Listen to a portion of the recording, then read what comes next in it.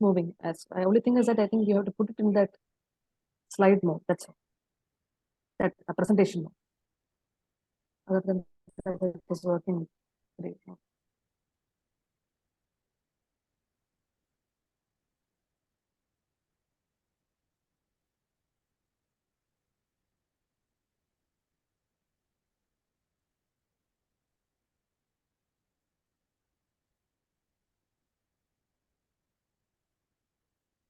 It's visible. Yeah, ma'am, but my slides I'm not. Oh, yeah. Okay.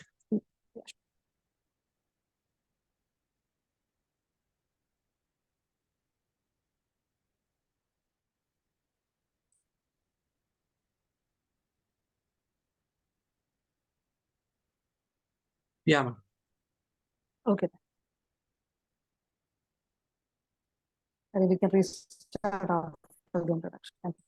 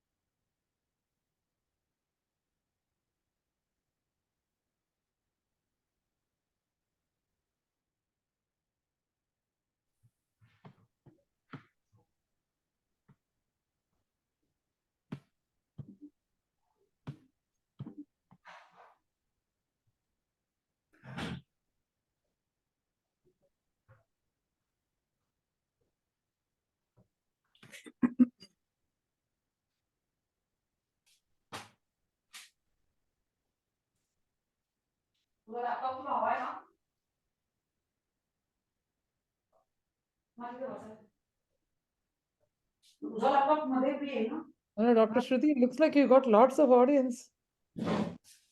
My goodness. Yeah. No, when I asked you, I think it was initially to for Chitra, but then I think this serves another audience.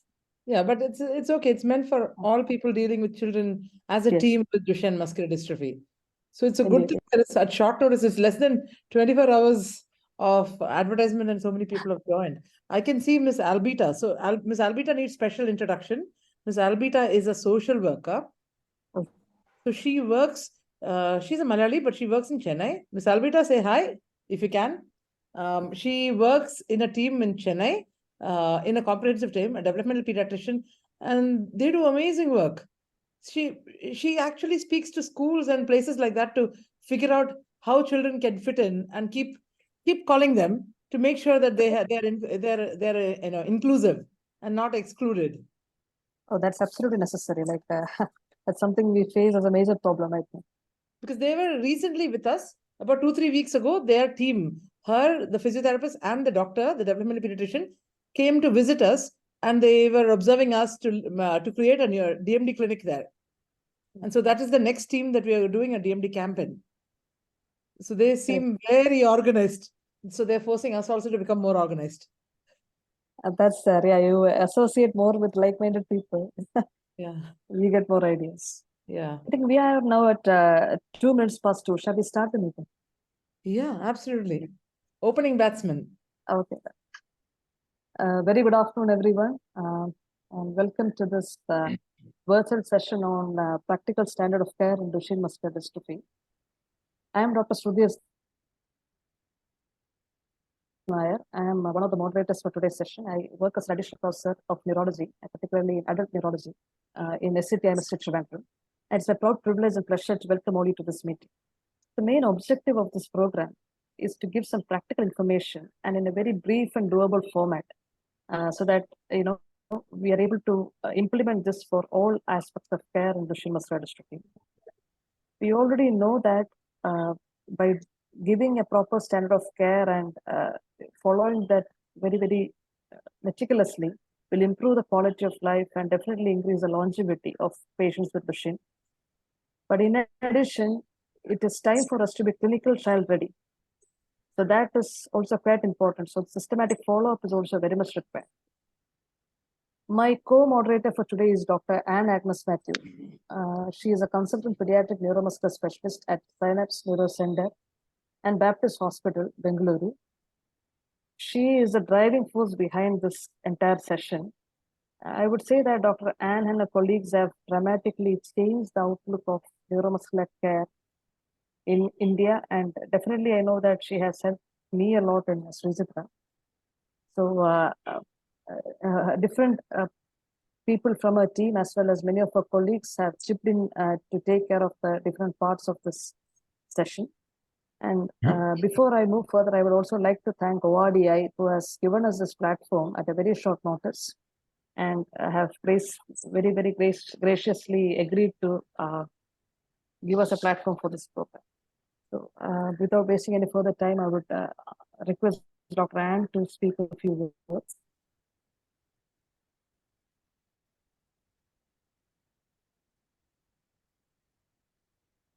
Dr. Anne, are you? Okay, so in the interest of time, I think we will start with the program. I'll start. Sure. So I just say one word. Dr. Pavan Satyam is a pediatric neurologist and is currently doing a neuromuscular fellowship with Dr. Anne's team. Will give the first talk on introduction to Duchenne muscular dystrophy. Please.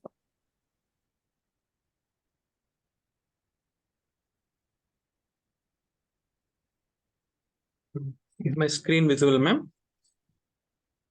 Yes, very much. Yeah. Good morning, everybody. I'm Dr. Pavan. I'm a pediatric neurologist at Synapse Neuro Center, Bangalore. And today we are discussing regarding Duchenne muscular dystrophy. I'll be giving a brief view regarding DMD. So DMD is the commonest muscular dystrophy, and it is caused by the mutation in the dystrophin gene, which leads to loss of expression of the dystrophin protein in the skeletal muscle. The prevalence of DMD is 1 in 3,500 live male births in India. And what does lack of dystrophin mean in DMD? So dystrophin is a protein which connects the contractile element, that is actin, to the dystrophin associated protein, which is present on the sarcolemma. And it acts as a shock absorber, preventing the damage to the sarcolemma. In the absence of dystrophin, there will be damage to the sarcolemma, and there will be extravasation of intracellular contents, including CPK. So we can take this as an example. So this shock absorber in this car, it protects the car and inside elements because of this shock absorbing nature. So in the absence of it, the car gets damaged. Similarly, when there is absence of dystrophin, there will be damage to the sarcolemma and damage to the muscle fibers. How does DMD present? So most children present with toe walking, difficulty in climbing stairs, or getting up from squatting. So some might present early with speech delay or autistic features, and incidentally they can just present with elevated liver enzymes, and rarely the cardiac manifestation can be the first presentation. So clinical features, the pattern of weakness is the proximal lingual weakness, and there can be wasting in some muscles, there can be hypertrophy in some muscles, and there will be waddling gait, lumbar lordosis, and Gover's sign is positive. So other organs which are affected are the heart. Almost 100% of the children over 10 years of age will have cardiomyopathy, and the female carriers are also to be screened for cardiomyopathy. And respiratory involvement, so there will be restrictive lung disease, type 2 respiratory failure in them, and mostly in late ambulatory or non-ambulatory children, and skeletal involvement with osteoporosis, which can be secondary to muscle weakness or can be secondary to chronic steroid use. So we need to prevent the fractures to prevent early non-ambulation. And brain, These children, as mentioned earlier, can present with autistic features. They can have learning issues, intellectual disabilities, etc. So diagnosis-wise, the first line of investigation will be serum creatine kinase, which will be greatly elevated. And if it is greatly elevated, then we'll be going directly to the genetics and that to MLPA, as deletion and duplication account for about 80% of DMD mutations. So this is the schematic diagram which shows flowchart, which shows the diagnosis of DMD. So in a suspected case of DMD, we need to test for serum creatine kinase. If the creatine kinase is not increased, then unlikely to be DMD. If the creatine kinase is increased, then we'll be testing for deletion duplication with MLPA. And if mutation is there, then it is DMD's diagnostic. If no mutation is found, then we will be going for genetic sequencing. And if the genetic sequencing, if the mutation is found, then DMD is diagnosed. And if there's no mutation, then we might have to go for muscle biopsy. If the muscle biopsy is showing dystrophin expression, then DMD is unlikely. And if dystrophin is absent, then DMD is confirmed. And Duchenne versus Becker's muscular dystrophy, DMD, there will be absent dystrophin and it's more severe phenotype, and BMD, there is reduced dystrophin expression and less severe phenotype. So in these slides, we can see the immunohistochemistry where it is the picture of a normal muscle biopsy with dystrophin, normal dystrophin expression. And the right upper corner, this image is showing reluctant fibers where there is very minimal or bare minimal dystrophin expression. And the bottom figure is showing a BMD with reduced dystrophin expression. So understanding genetic, the dystrophin gene mutation will cause a reduced dystrophin protein production. So this is the schematic diagram of 79 exons of the DMD gene arranged in frame. So in Duchenne muscular dystrophy, there will be out of frame mutation.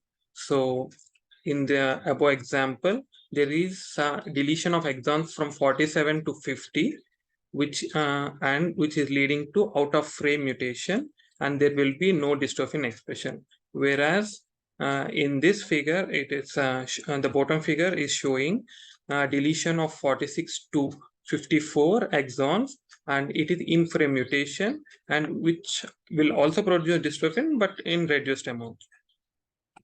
So this is an interesting case. Is a 6-year-old male child at 2.5 years noted to have difficulty in rising from the floor and unable to run. And he was present to a local pediatric neurologist with 3 episodes of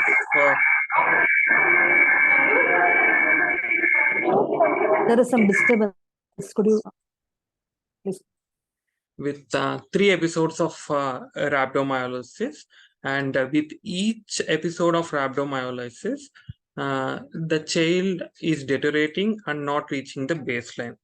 And the CPK were elevated, it's almost 21,000. And the initial GOVERS was 5.3 seconds and TT rise was 6.8 seconds. And genetics was done, and it was showing MLPA was showing 45 to 46 exon deletion, and was started on prednisolone. Even after starting on prednisolone, child has this rhabdomyolysis episode and was deteriorating, so was referred to us.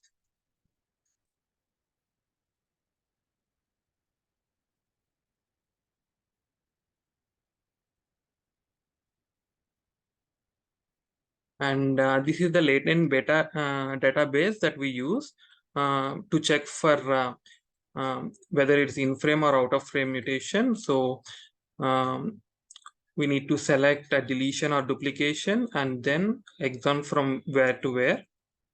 So here we are selected from 45 and 46, and it was showing in-frame mutation.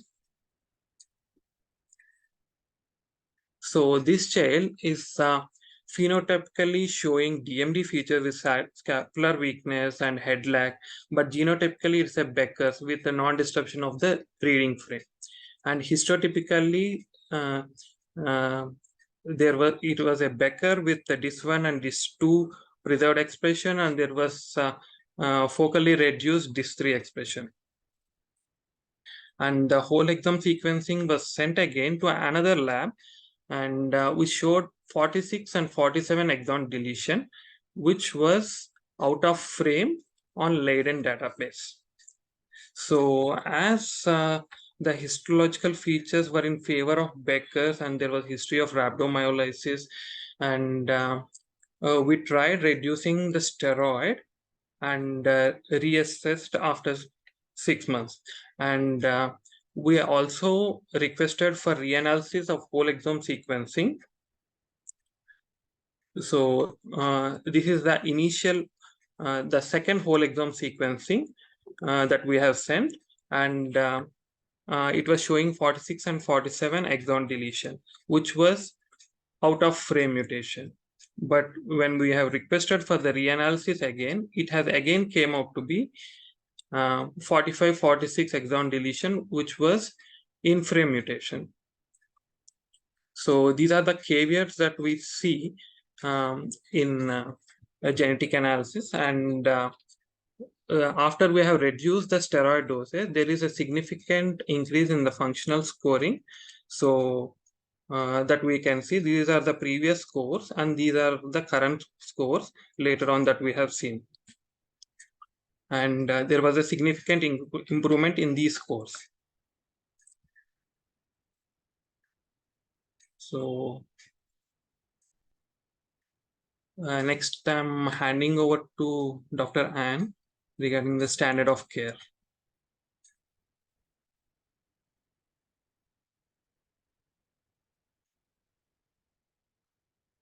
Thank you, Dr. Pawan. A very interesting case. Thank you for setting the stage for today's program. Dr. Anne, are you? Hi, hello everybody. Am I audible? Yes, you're audible. Just give me a second. How late are we? We are reasonably on time. No? Just trying to screen share. I'm not. Dr. Pawan, I think you should stop sharing.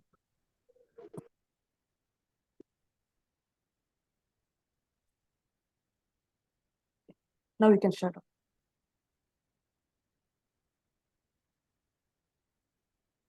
Something wrong. Sorry, 1 second. There's something wrong with my laptop. I'm not able to screen share. Just trying again. Do you want to make some, while I'm trying to do this, do you want to say something, Dr. Shruti? I do, because I just wanted to ask Dr. Pawan one question regarding the last case which you showed. So this is, so here, what did you, why was this patient presenting like Duchenne? Because do you think it was due to the steroid that he was getting the repeated episodes of rhabdomyolysis, and was that causing his worsening? No. Steroids were started after these episodes, and later also child was having these was about to get these rhabdomyolysis episodes, but it was effectively managed with sufficient hydration and all. So after and we are able to avoid these episodes again. So that's the reason why we were able to see there was a significant improvement in his functional scores. Oh, and that too even after we have reduced the steroid dose. Oh, right. Okay. So the steroid was not doing anything to him. It was not helping him at all. Yeah, that is most likely. That is not true. The steroids helped him, but it was not the only thing that was helping him. Preventing the rhabdomyolysis ultimately helped him. Okay. More than the steroids. And ultimately, we had to figure out how to stop the rhabdomyolysis. So the thing is, like, basically here, the differentiation between the DMD, BMD, and kind of matching it with the genotype is not as straightforward as we think it is. Some of the, which is why it took us almost 6 months Figure it out. So the way it evolved, we are now confident enough to have to come off the steroids. Okay. Previously, we couldn't do that. Okay, I think that's it. I think I'm able to screen share now.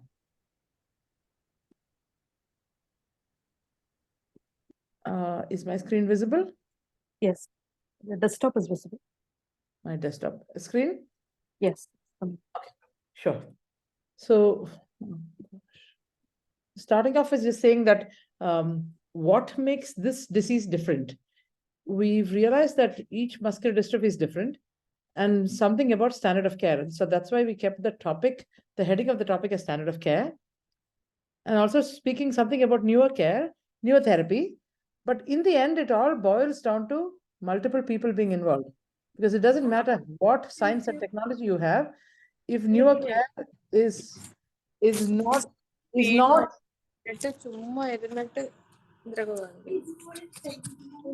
Chetna ಅವರೇ mute ಮಾಡ್ಬಿಡ್ತೀರಾ? Miss Chetna, can you mute? Yeah, it's done. Can you actively go muting people? Hello? Because you're the host. Dr. Shruti and I are just managing this. Okay. Sure. So what makes it different is this. The role, what we've realized, the lessons we learned even from getting high funder treatment, even for SMA, is that SMA's treatment, gene therapy, the exon skipping, all of those things are not very effective in the hands of people who are not used to the principles of neuromuscular care. So that's why I put MDT and SOC in the end again. So what makes it different? We all know they have progressive weakness. The families themselves come educated to us because some of them have affected family members who are already dead. So then the thing is, the principles of physiotherapy changes. This is where it makes therapists advocates. And that everybody knows it's a progressive disease. There's no magic wand making it go away. So there is a chronic disease fatigue. You're not seeing an active thing. You'd have to keep encouraging family. We are, as a community, you're telling them that, you're intervening. It's a progressive disease. You're intervening. The intervention does not make it not get worse, but that it slows down the disease progression. But it will still be, if you look 1 year down the line, it will still be from point A to point B. Still, B will be worse than A. But what we are hoping for is that it won't be as worse as without intervention. But to be able to talk to them and get them involved in that idea, this needs investment, and a investment in the form of a rapport or relationship building. This is where your team and your social workers come in. And also, one important thing which we realize, that we often find that we need to spend more time with our DMD families, especially our mothers. I would like Dr. Prafulla and Dr. Shruti to pitch in here. We find that it is very difficult to get across to them. And this is a universal problem that we face. I would also want the PAGs, the parent advocacy groups, the patient advocacy groups like Ms. Chetna to pitch in and tell us about this, that they universally face with mothers, many of them being carriers of the DMD gene. Many of them have obsessive, repetitive thoughts, and this makes it very difficult. So we know progressive weakness, difficulty breathing, heart involvement, other people are talking about it, swallowing difficulties, scoliosis, chronic disease fatigue, this leading to respiratory failures. And as you become non-ambulant, you become thinner. Initially, it is obese, then you become thinner, aches, cramps, and pains, distorted body image. Your human body is meant to look in a particular way. If it looks distorted, you don't like looking at yourself. And then you want to hide yourself away. These contractures, this is what leads to social exclusion. Man is meant to be a social being. I mean, man and woman, I'm not meaning in a feminist way or anything. We are meant to be social beings. If not, we will die away. So the carrier mothers, as we mentioned. So that's why we're talking about standards of care today. So this is the 2018 guideline, which still remains the gold standard. This is a 3-part guideline, which is freely available, prepared by Professor Kate Bushby from the Newcastle team, from lots of people all over the world who are involved in doing this, including one of the physiotherapists that I worked with, Dr. Marion Main. And so this is how the entire world, or the resource-equipped world, the so-called Western world, have fought the disease. saying that, from 5 years to 9 years to 14 years to 20 years, you're pushing and pushing and pushing. And this is from a paper by Dr. Anamek Atsmares, who is one of the pioneers in research in DMD. She's a scientist. And this is where they're leading. And we have a paper from India, published by one of our apex institution, which says that our children are not expected to survive beyond 15 years. We need to break through that. And that's why we're all here today. And this doesn't take a lot of money or effort or resources. This takes all of us joining hands together. We do know that, so this picture tells us that the left side is a natural history. The right side is for Duchenne and Becker, for both of them, slightly different. But the natural history has been changed by interventions like steroids. So, but the steroid, often if it is given in inexperienced hands, often ends up with us giving it only for 1 or 2 years, patients getting fed up, families getting fed up because we're not matching their expectation, and they end up with side effects which we are unable to manage, or they are not equipped to expect. So we'd have to look for bone health, scoliosis. We have to counsel them that it is going to reduce their height, and including an endocrinologist. You have to talk about cardiac, respiratory. Also deal with the fact that more than, Dr. Prafula will speak more about this, that a majority of them have some behavioral input, some behavioral problems. And as they grow older, many of them also have gastrointestinal tract problems, which means bloating, constipation, swallowing problems, all kinds of things. And the side effects of steroids. So we talk about the side effects of steroids are all manageable. We do know that it does cause immune suppression to a certain extent. So we usually prepare people before we start steroids. We never give it unless they're vaccinated against with chickenpox, because it's disastrous if they end up with chickenpox while they're on steroids. We also, depending on what your local protocols are like and your area endemicity for TB, look for TB checking and things like that. And height suppression, some people give growth hormones, for the vast majority we do not give, because we find that the side effect of steroid of height suppression makes children, those who are shorter, have a mechanical advantage of living longer, walking longer. So we usually encourage families not to go for it, but we actively watch for osteoporosis, because this is one thing that causes wedge compression fractures and which leads to scoliosis, which is entirely preventable. Almost 24% of children with steroids end up with cataract. So this is something that we can often dose adjust and manage. And this is a cumulative effect. And often when you just reduce the dose a tiny bit, they're fine. But that, of course, that adjustment is a clinician decision based on, do you think, is it worse to undergo cataract surgery, or do you think it is worse to lose that window of opportunity because you only have a few more years left for them to ambulate, that much more years to stave off or avoid respiratory failure. So hypertension, diabetes, they're all risks, but they are very small. But the larger risks would be these.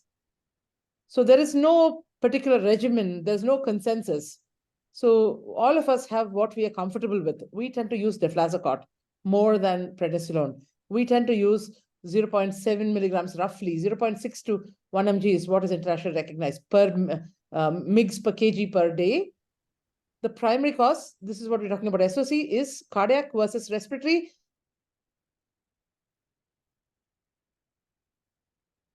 So we're speaking about the osteoporosis, that preventing fractures, making them longer ambulant is what makes a big difference. So this is an example of a wedge asymptomatic fracture. So in the non-ambulant, it also, even in non-ambulant children, looking at DEXA scan, this is the lateral X-ray.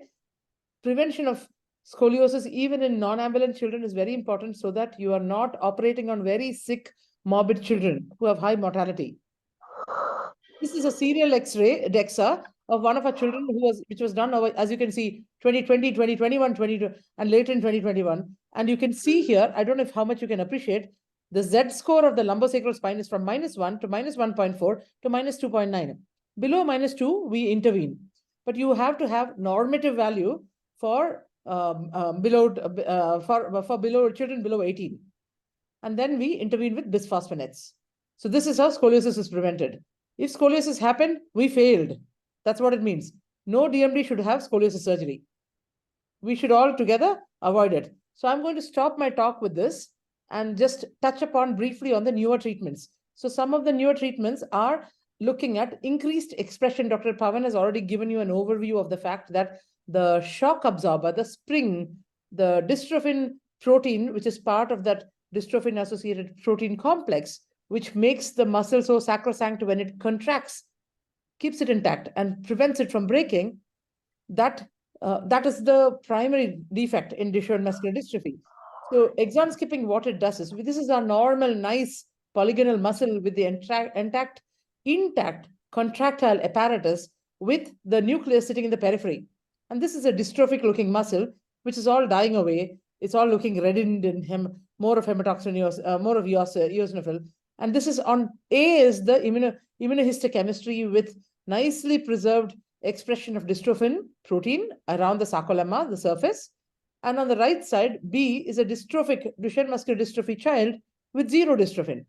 So what exon 51 does, like skipping for many molecules, eteplirsen, which is an FDA-approved molecule, what it does is, it makes sure that the the disrupted reading frame is restored.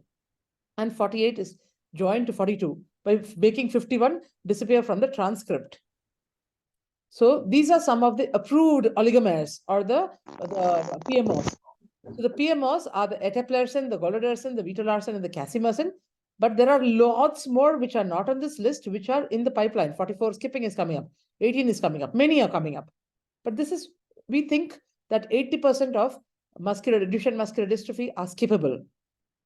So the goal of skipping is to restore the reading frame and to convert Duchenne muscular dystrophy to a Becker. And antisense oligonucleotides are used for this. So 80% are skippable, and people are looking at various ways of making it more tolerable and less full of side effects. So ataluren is meant for the small 14% children who have a nonsense mutation, where your stop codon, so you have a stop codon which says stop, do not proceed, do not make any more. 11 to 14% of them are amenable to this treatment, can be used. So what you give is, we know from looking at historical and natural studies that medications like gentamicin make the ribosomes, which make the proteins, less sensitive to this nonsense mutation. So we have but gentamicin is very toxic. So you're using a small molecule called as Translarna or ataluren to make it ignore the stop codon and keep producing. So this is still work in progress. It's only approved in Brazil and in European Medical Association. So gene therapy, lessons learned from BMD, that even smaller dystrophin is enough to maintain life.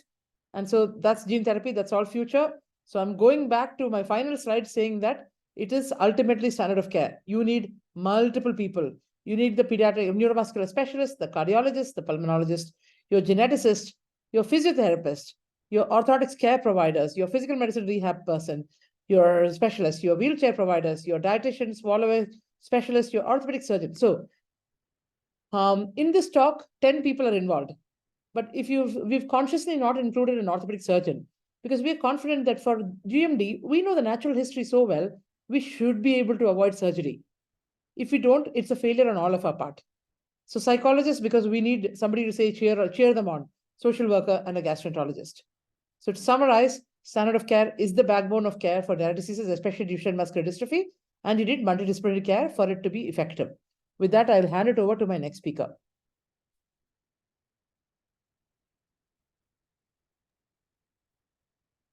Thank you, Dr. Ann. A wonderful presentation. I think you've elaborated upon the standard of care and the importance of it. The next speaker, Ms. Gauri. Yeah. Thank you, Dr. Ann. I'm Gauri Khandekar. I'm a pediatric physiotherapist working in this neuromuscular conditions since the last 3 years. So today we are going to talk about the role of physio in DMD, especially in assessments and in the intervention. So I will be talking about the assessment and outcome measures, and my colleague is going to talk about the interventions used in the DMD management. So let's start with the role of physio. and what do you mean by assessments in DMD? So the first question is, why standardized measures? Why we have to do the assessments, and why the assessments are very, very important part of the management. The first thing is, it helps us to depict the natural history of the disease. We just heard to Dr. Ann and Dr. Pawan that it's a progressive disease. So the regular assessments are helping us to depict the natural history of the disease. Then second is, it helps us to understand the efficacy of the drug, whether it is steroids or it is any novel therapies which is given to the child. So the assessments are giving us the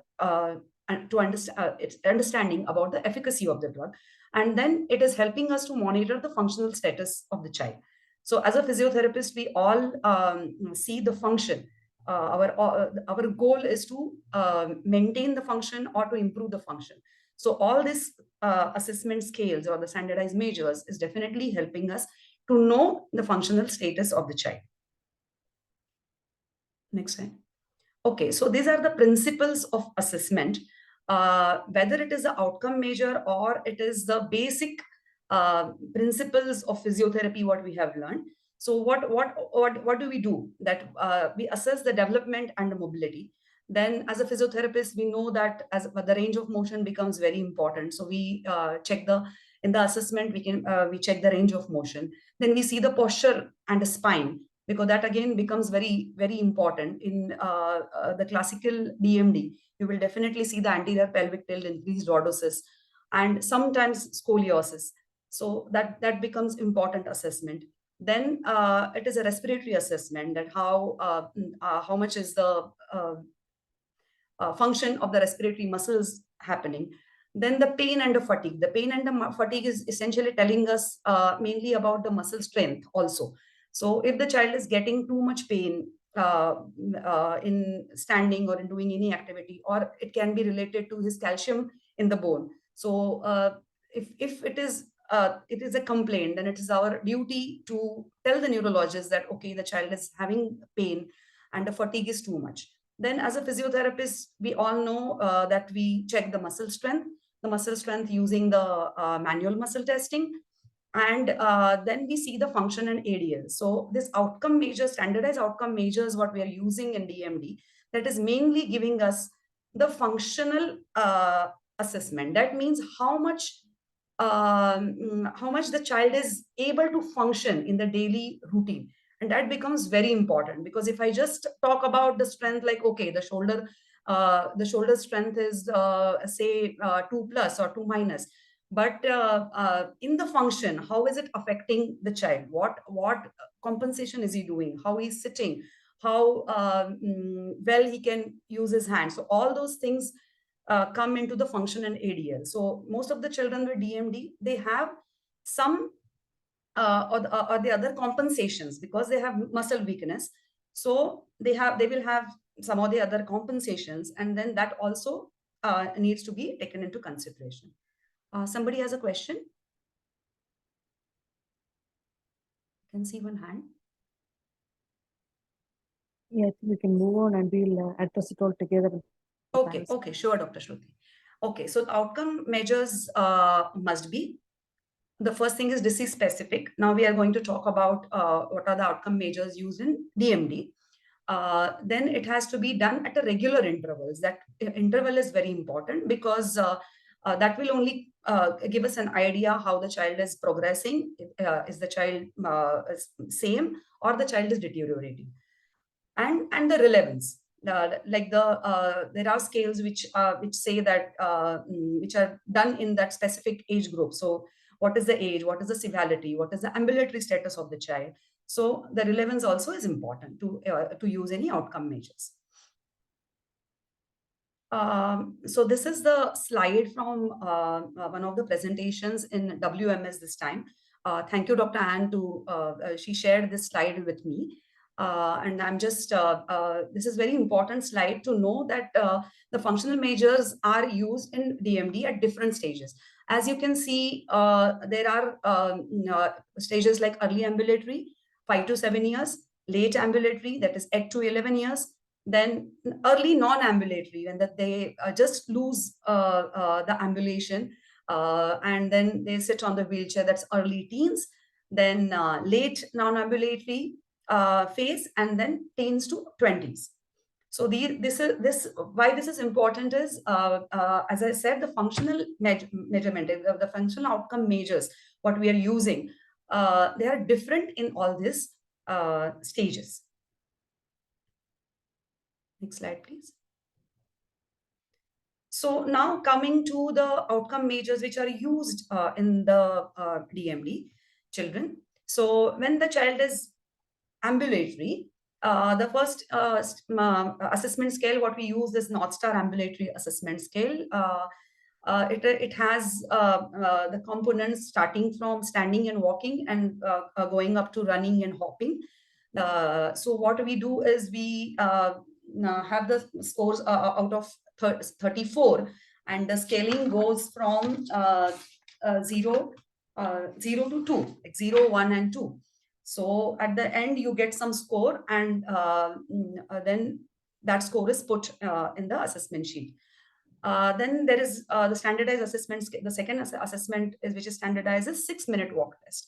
The 6-minute walk test is conducted in a corridor which is around 25 meters length, and then the child has to continuously walk in that much distance, and we see the time taken for to finish this 6-minute walk walk test. Then the 10-meter walk. The 10-meter is essentially when the child is going to lose the ambulation and is not able to give that 6-minute continuous walk. Then the 10-meter walk test is giving us some idea. So 10-meter walk test, we tell the child to walk as quickly as possible. So we see how the child is going. They can have that Duchenne's, typical Duchenne's jog also. And then that time is calculated, that time is seen and written in the assessment sheet.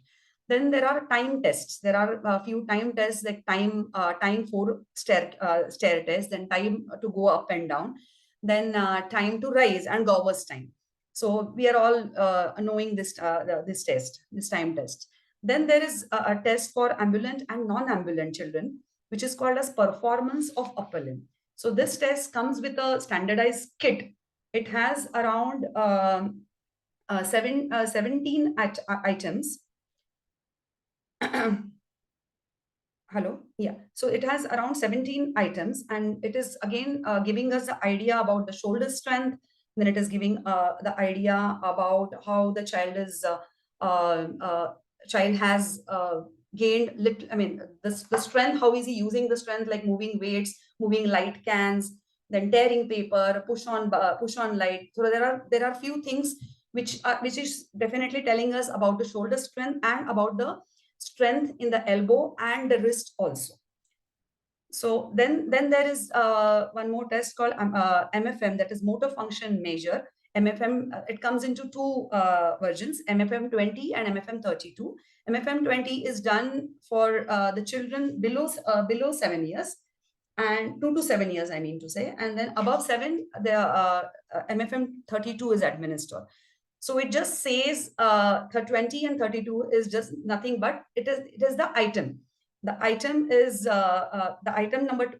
The 20 items are only considered when the child is below 7, and all the 32 items are considered and tested in the case when the child is above 7 years. Then there is Egan classification for the non-ambulant children. It is somewhat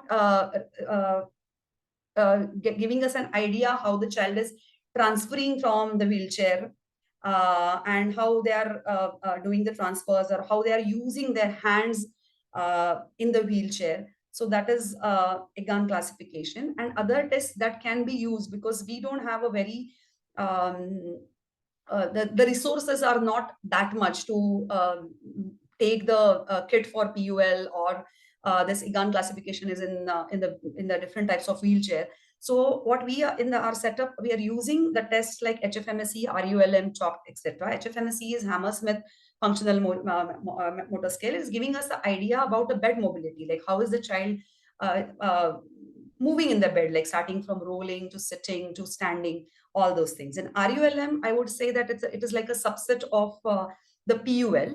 So a few things of PUL they have gathered, and then the RULM is about that. That is a standardized assessment scale for SMA. But because we don't have the kit available every time, so we are using the RULM also. And if the child is absolutely non-functional, then there is a scale called CHOP intent, which can be done from 4 months to 21 years. That is again mainly. But if the child were DMD, completely non-ambulant, we are not able to give any score, then we can do this CHOP to have some idea about the function. So in the assessment, few things to consider as a physio assessment. What about the children below 5 years of age? So as I said, as a physiotherapist, as a pediatric physiotherapist, sometimes the children can come directly to a physiotherapist saying that my child has a problem, he's not walking well, or he is, it will just start with tiptoeing. Then my child is falling frequently. Suddenly, I don't know what happened. So as a physiotherapist, I will definitely insist that again your assessment becomes very, very important. You have to see about the tightnesses, you have to see about the strength, and then the main history will be there is no developmental delay. This child was okay, and then suddenly in walking the child is showing those symptoms. That can happen. So as a physiotherapist, we have to really early detect the symptoms and immediately send this children to a pediatric neurologist for the further investigations. Because as a physiotherapist, we cannot diagnose DMD, but definitely we can pick up the early signs and definitely give the reference to the pediatric neurologist. Then what about the children with having autistic and ADHD features, or having cognitive difficulties? Children with behavioral problems. So we are definitely facing a lot of problem in assessing these children with the functional outcome measures also, and with the normal assessment, because they will not comply with us. They will have a lot of behaviors, so they will not come in our hands. And then it is definitely becoming a problem to exactly give the scores. But yes, but we will have to give some scores. So depending on your clinical expertise also, we have to give some assessment to go forward. And this important difficulties, I mean, these are the difficulties which come into the in the way of children when they are like they don't get eligible for the clinical trials. So all these problems will come when there is an inclusion criteria for particular trial.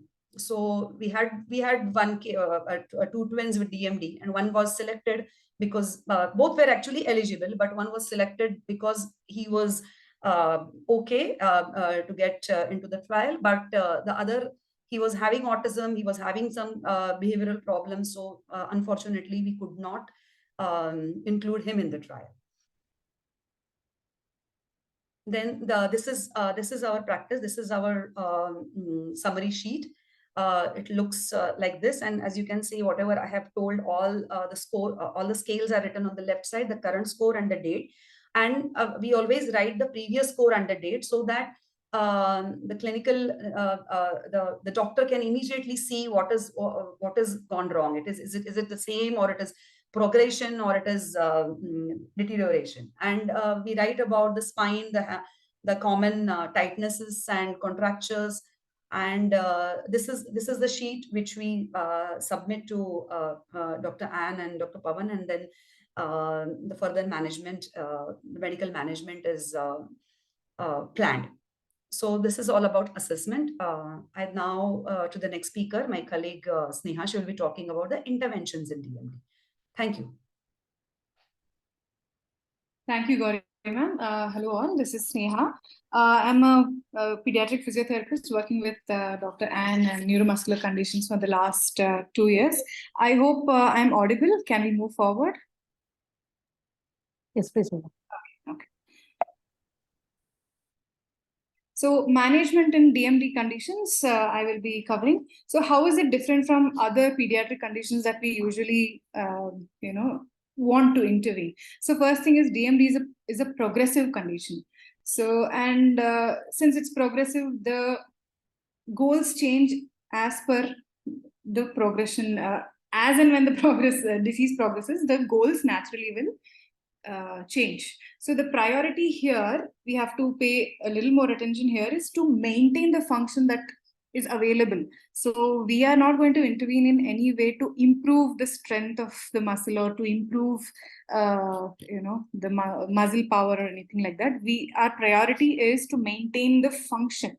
So physiotherapy is only the part of the rehab, but it should not be onerous. So many a times, many children go for therapy for a really long time without getting, appropriate assistive devices and say speech therapy or other holistic, approach that is needed for management. So what I'm trying to say is physio is only a part of it, but should not be onerous. So let's come to the principles of management. First thing is it has to be goal-based. So as and when the child progresses with the disease and as and when the age of the child increases, so the functional goals also will change and the symptom also will change. So as per that, we'll have to keep changing our goals. Second thing is it has to be pain-free. So that is really important, because if there's pain, the intervention just can't happen because it works against us. So third thing is holistic approach. So it's not just physios, it's special ed, speech, of course, medical, so occupational therapy. So all the holistic field has to come together for an ideal management approach. So fourth, it has to be play-based. So we are talking about children here. So giving them exercises like for adults may not be interesting, so compliance will be less. So make it more play-based and fun so that they can continue doing that happily rather than just doing regular movements. So I'll just be talking about how you manage ambulant children and non-ambulant children. So first thing, what are the goals? What are the major goals for children who are ambulant? First thing is our goal is to keep them physically active. Like I said, we have to make use of the function that is already there to the maximum extent. So not to restrict them completely and not to overdo things. So there is a balance that we have to find. So keeping them physically active is very important. Second thing is preventing contractures. We all know that there are certain group of muscles that go in for tightness and then later contracture and deformity. So we need to keep a track of those muscles. For example, TA, hamstrings, IT band, and then pronators, biceps. So these are the muscles that are more prone to going into tightness, contracture, and deformity. So we have to prevent contractures, prevent falls. Managing fractures is another area where we have to be very careful, because it cannot happen the way you would probably manage a normal child's fracture. So we have to pay more attention to managing fractures in a much more different way. Assistive technology and adaptive equipment, as and when the child grows and the functional needs change. So this particular adaptive equipment change also needs to be done. And majorly, we should try not to tire them out completely. So to plan the therapy, how would you do it? First thing is a stretching routine has to be in place. So, and use of night splints for TA is very, very important. Next thing is range of movement exercises and balance exercises through play. So as I said, giving them exercises, range of movement exercises in standing, sitting, instead of all of that, maybe, catching and throwing a ball, or say using minimally wobbly surface on different surfaces for a sensory feedback. So in different ways, I think we should emphasize on play and get them to move more. So, and low impact aerobic exercises like walking and swimming are seem to be very effective. Assistive devices, we'll be hearing about it more in this session. Encourage ADLs. So we have to make sure they are not dependent on parents or any other person. As I said, making use of their function or making use of their optimal abilities optimally is very important. So encourage independent ADLs, and most importantly, work rest ratio. So here, if we see a stretching routine followed by balance exercise followed by aerobic exercise, so all of this cannot be done at a stretch. So an appropriate work rest ratio is very important. So coming to non-ambulant children, so our goals will slightly differ here naturally. So preventing deformities becomes important because later on transferring from wheelchair to bed, and just bed mobility becomes a challenge when there are deformities. So preventing deformities becomes important. Wheelchair mobility training based on the kind of wheelchair they get prescribed and how they can use it by themselves, or this, of course, you will be coordinating with a wheelchair, with an assistive technology specialist, and then making necessary changes. Exercise and activity to keep to preserve the function they have, to preserve the muscle power they have. So the next would be, as I said, assistive technology changes. Scoliosis prevention. So we need to keep a close watch on the spinal curvature, the way the child is sitting, how they're spending the time throughout the day. If it is mostly sitting, then how are they sitting? So these are the points to be looked at, and respiratory management. So the plan will include stretching routine, as will definitely be there, and to prevent deformities and use of splints, range of movement exercises through play, timely change in assistive devices, spinal mobility exercises, respiratory management. I'll be talking about it a bit later. And again, to encourage ADLs, to encourage whatever they can do by themselves, it has to be encouraged. So promote independence of whatever degree possible. So most importantly, see, this is a very plain approach to what can and cannot be done. This is something that needs more attention, because we have seen many children who have gone for years of physiotherapy, where they are subjected to strength training, resistance training, a lot of functional activity repetitions. So this has definitely has a very bad or a negative impact in the progression of disease or loss of ambulation. So let's look at what should not be done, right? So in ambulant DMD, resistance exercises, repetitive functional training exercises like sit to stand, or climbing up and down the stairs, or lying down to standing up, coming to standing. So these are the things, functional repetitive functional training exercises are not to be done. Incentive spirometry and balloons. So basically they are just like resistance exercises to respiratory muscles. So these two things are something to be avoided. Do not tire them out again. And eccentric contraction exercises like trampolining, or even these where a push scooter, even those are to be avoided. So in non-ambulant, don't force them to walk.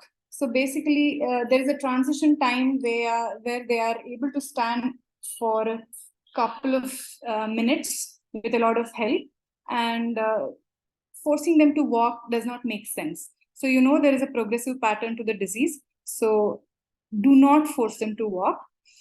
Second, exercise goals beyond their muscle power. So if the muscle power is, say, 2, you cannot expect them to do an anti-gravity complete range of movement exercise. So go as per their muscle power.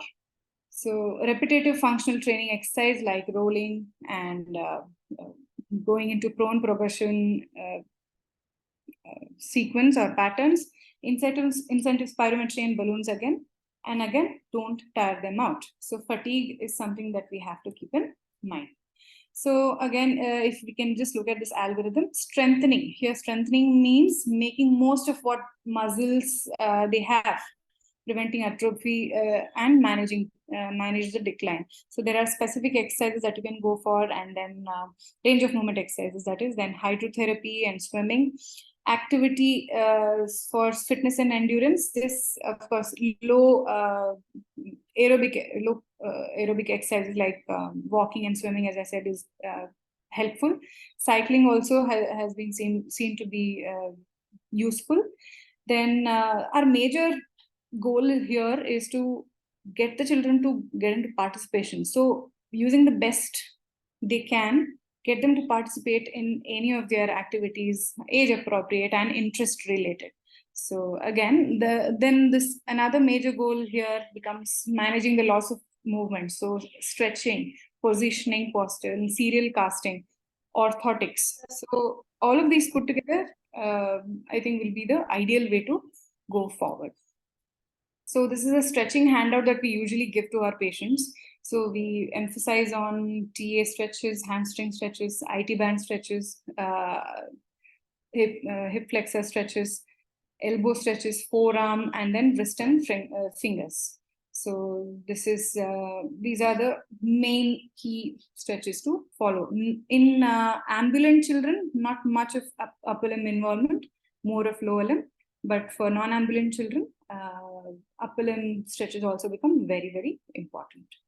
So coming to the respiratory aspect of things, so there is progressive weakness in the inspiratory, expiratory, and oropharyngeal group of muscles. So we know that for somebody to take a breath in and out, all of these have to be at optimal working condition. So in DMD, what happens is since the muscles are weak, the lung expansion is naturally reduced. So if you can see here, normally if this much the lung can be inflated, in DMD it's probably doesn't go until that level, meaning the ventilatory capacity is reduced. So what are the strategies? So what happens is alveolar hypoventilation, ineffective airway clearance, because they won't be able to generate the amount of muscle strength required to put the sputum or secretions out, and ineffective cough. Because of that, again, ineffective airway clearance. Strategies involved, the approach is more passive. So mechanical insufflation and exsufflation, Dr. Neha will be talking more about this. So this is nothing but using an ambu bag to get the secretions out, suctioning if required. In places where the resources are not available, then positioning techniques, postural drainage techniques can be used. Maintaining the functional status in ambulant or even in non-ambulant, a little bit of range of movement exercise, some thoracic expansion, all of this will be helpful. What to not do again is incentive spirometry. We've noted that a lot of our patients do incentive spirometry in the name of breathing exercise. It should not be done because this will be a form of resistance exercise and should be avoided. Same with balloons. Rigorous percussion to clear secretion. So the chest PT that is being practiced. So rigorous percussion can lead to rib fractures also because their bone density is very low. So again, finding a balance is important. So how much is too much? What to look for? So pain in joints after exercise should not be there. Hyperventilation after exercise, or drop in oxygen saturation also can be taken. Prolonged soreness in the muscle, taking longer time to recover from an exercise session, falling increasing right after an exercise session, or in extreme cases, dark urine. So these are the things to watch out for, and that's when you know if any of these are there, that's when you know it's too much. So we need to reduce the dosage or intensity or even the type of exercises.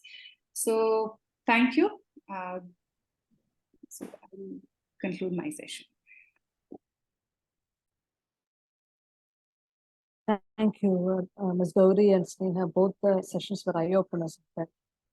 We'll now move on to the Fifth one, that is swallowing in non-ambulant DMD by the shaper. Swallow special.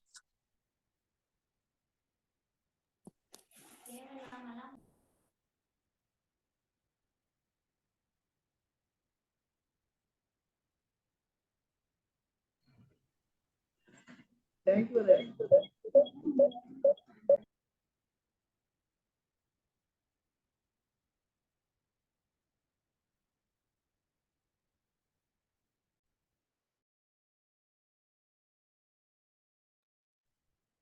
Hello all, I am Shilpa Babu.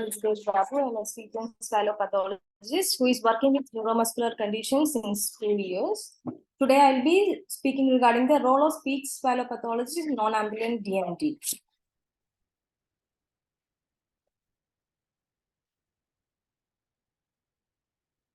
So the role of expertise in DMD is to train on safe swallowing techniques, speech stimulations, oromotor stimulation, and altered augmented communications.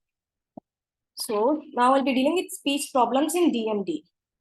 The speech delay will be happening for all the DMD cases. The more of speech, poor speech clarity because of the muscle strengthen, poor muscle strengthen, and more of the DMD cases will have secondary autistic features and hyperactivity, and some will be having individual disabilities and behavioral issues also. All these can be improved by a speech therapist if it is detected early and referred on time. So here I'm presenting a case. This is a 7-year-old boy with DMD, and he had problems with delayed speech, slurred hyponasal speech, hyperactivity. And we have done therapy sessions and with oral placement therapy for strengthening the oral muscles, articulation therapy, and voice therapy. He has improved with clear, meaningful speech and better sitting tolerances. Currently, the child is attending first grade and is doing well. So dysphagia can worsen the condition of aging patients with DMD. So now we'll be doing with swallowing problems in non-ambulant DMD. A third of child with DMD cases, especially those who are non-ambulant, will be having dysphagia. Apart from the difficulties of chewing and oral fragmentation of food bolus, dysphagia is rather a consequence of an impairment in the pharyngeal phase of swallowing. And for DMD patients, the dysphagia for solids will be more than liquids. Now we will move to the assessment of swallowing. The symptoms will be not be clinically evident in DMD child, but it is very important to rule out is there any dysphagia in patient. So every 6 months, they have to do a screening for dysphagia. We have to check for the bloating issues, any aspirations will be there, and is there any untreated GER. Gastroesophageal reflux will be frequent in non-ambulant patients with non-ambulant. So who are in wheelchair-borne patients will be having more of gastroesophageal reflexes. So this has to be assessed and has to be treated.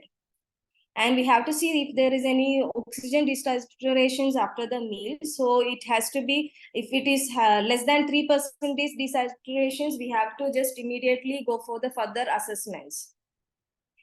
And the main and important thing, since it is a fatigable swallow for all the DMD cases, there will be a glottis penetration or accumulation of pharyngeal residue. So this has to be also ruled out. And next is there any unintended loss of weight, and is there any lung aspirations? So this can be assessed clinically with the change of breathing pattern, SpO2 changes, and with instrumentally we have to go with FEES, the flexible endoscopic evaluation of swallowing, or the video fluoroscopic swallow study has to be done for the non-ambulatory DMD cases. So the myasthenia gravis is neuromuscular junction disorders. As compared to the DMD cases, the DMT, the weakness is often fatigable, and the diurnal variation is not seen in DMD as it is seen in the congenital myasthenic syndromes. So this is a presentation of a myasthenia syndrome. So here also the combination of oral and peg feeding was done for this child. we'll move to the management. This is the oral first, will be the oral placement therapy. In oral placement therapy, we'll be having set of tools which will improve the muscle strength of the kids. So the chewing tubes will be there, but make sure everything has to be done in a limited time, because they have a muscle weakness. So we have to always keep in mind about the muscle weakness. So next is the combination of oral and non-oral feeding. Because if the child is able to eat at least a half portion of the food or 1/4 of the food through orally, they will have the pleasure of eating, and they'll be so happy.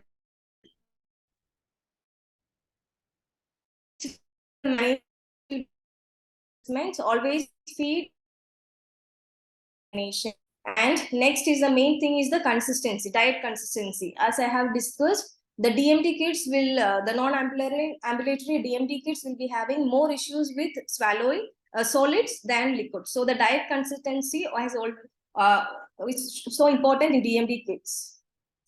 Next is the support or assisted feeding. So the feeding tubes or the gastrostomy has to be done for the patients who are at risk of aspirations, like that can be ruled out from the fees or VFSS. So if there are any risk of aspirations, we have to go with this NG tube or the PEG tube. Regarding the respiratory care, Dr. Neha will be talking out later.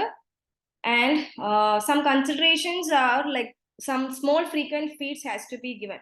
If the child is continuously eating, there at a point of time there will be a muscle weakness. So we should be always careful in about the quantity of the feeds.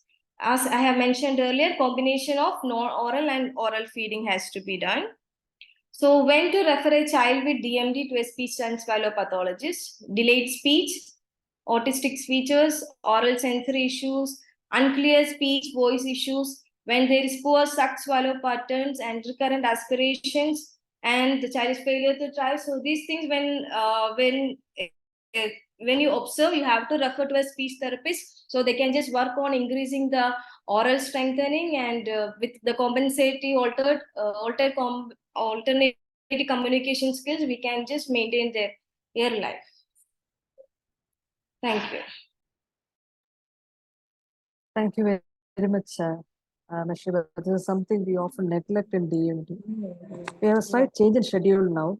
I invite Dr. Sharavanan, consultant cardiologist, to speak about the cardiac care in DMD because he has to leave for another meeting. We will slightly move him up. Sharavanan, please. Free weights வந்து A, இப்போ அதுக்குள்ள போட்ட மாதிரி உள்ள வந்து sandbag, dumbbell, medicine ball. I hope everybody can hear me. You're Yes. audible. You're audible. Great, thank you. I'm going to share my slides and please let me know if you can see the slides. I'll Yes. go. Your to sides are slideshow. visible. Your sides are visible. Slideshow, just one moment.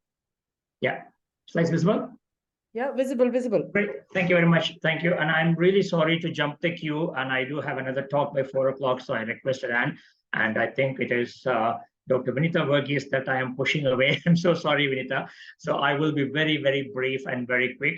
This is an area which is different from all that you have been hearing so far, which is all neurological. And I am not a neurologist nor a pediatrician. I'm an adult cardiologist with an interest in DMD, and I worked with Anne for the last 3.5 years. Thanks to Anne, because I wasn't particularly an expert in this area, but derived the expertise over a period of time by working with Anne. So that is my background. I'll very briefly talk to you about cardiac care in children with DMD. This has become increasingly important because DMD children are living longer and they are reaching adulthood. And the current issue that really causes significant morbidity and mortality in these children is cardiovascular disease, particularly cardiomyopathies. So how do we approach a child with NMD? NMD provider should, this is standard from the guidelines that I have picked out. It is the 2018 guidelines, slightly old, but still it is valid. It says NMD provider should promote education regarding the importance of a proactive approach to screening, diagnosis, and management of cardiovascular complications of NMDs, because all NMDs have some form of cardiovascular involvement. It could be arrhythmia, it could be cardiomyopathy, it could be conduction tissue disease, it could be any of that mixture of all of this, and various NMDs have various preponderance and I will briefly touch upon that as well. All neurologists diagnosing and managing NMD should work to identify either a cardiologist with expertise in this area or collaborative electrophysiologist and a heart failure specialist. And that is how I came in, because I am an electrophysiologist and a heart failure specialist. And therefore, logically, because Anne was working in Baptist, now I was in Baptist, so we ended up collaborating with each other. And we have done quite a bit of good work so far and hoping to be doing more. Cardiac evaluation should be performed before anesthesia or sedation in patients with NMD with cardiac risk.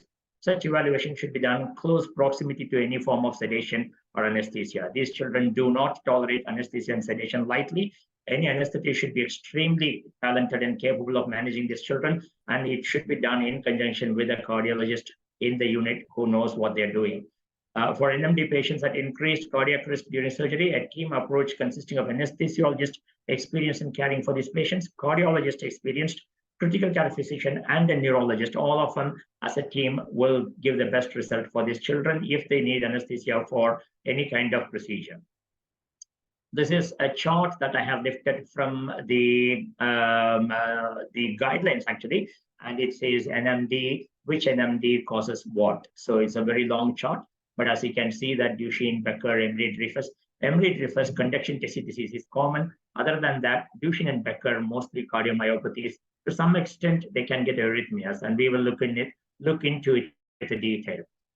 So this is in common disease, cardiac involvement in common diseases, DMD and BMD. Cardiomyopathy is far more common than conduction tissue or arrhythmias. Conduction tissue disease is not that common, but it happens. Arrhythmias are common. Heart disease in DMD, the epidemiology, cause of death has been respiratory failure in the past, which thanks to people like Eileen who have a special expertise in managing these children with various forms of assistance in terms of the ventilator assistance, etc., the BiPAPs and etc. that they provide. The children are living longer, and the respiratory complication is much better dealt with by spine surgeries and ventilator assistance.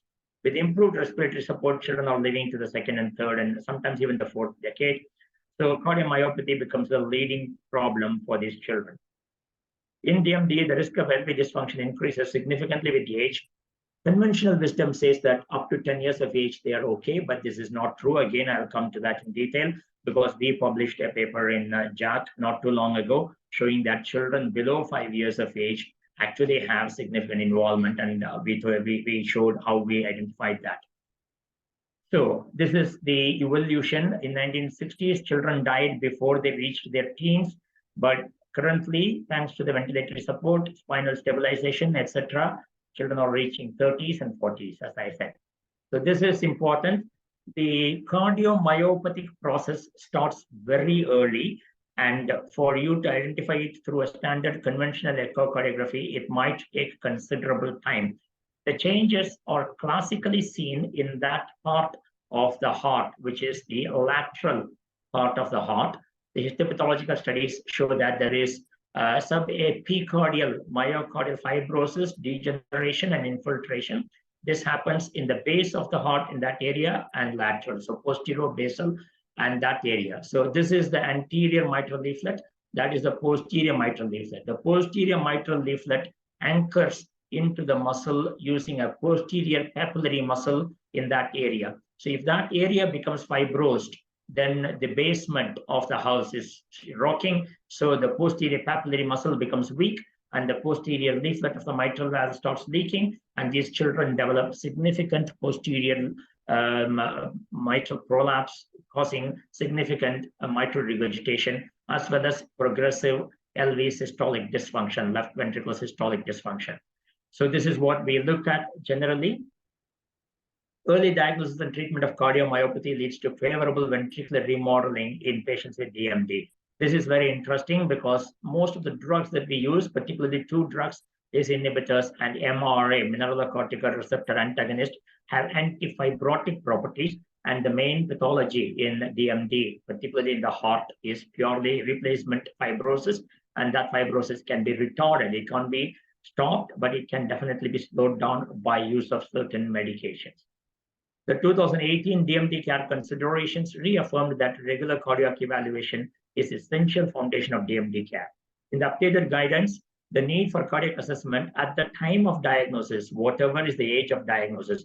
Even if you diagnose a 3-year-old child with DMD, you need to refer for cardiac evaluation immediately, because early evaluation, early intervention delays the onset of heart failure.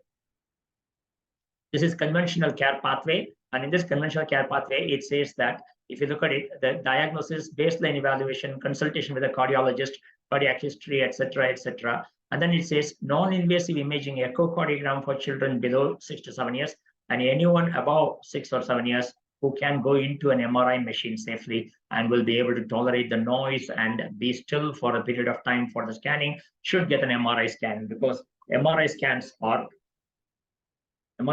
definitely, they're definitely superior to echocardiogram. But current day echocardiogram is actually very good. I will show you some of our images. It's excellent. And it shows that we are able to identify what MRI scans can only do in the past.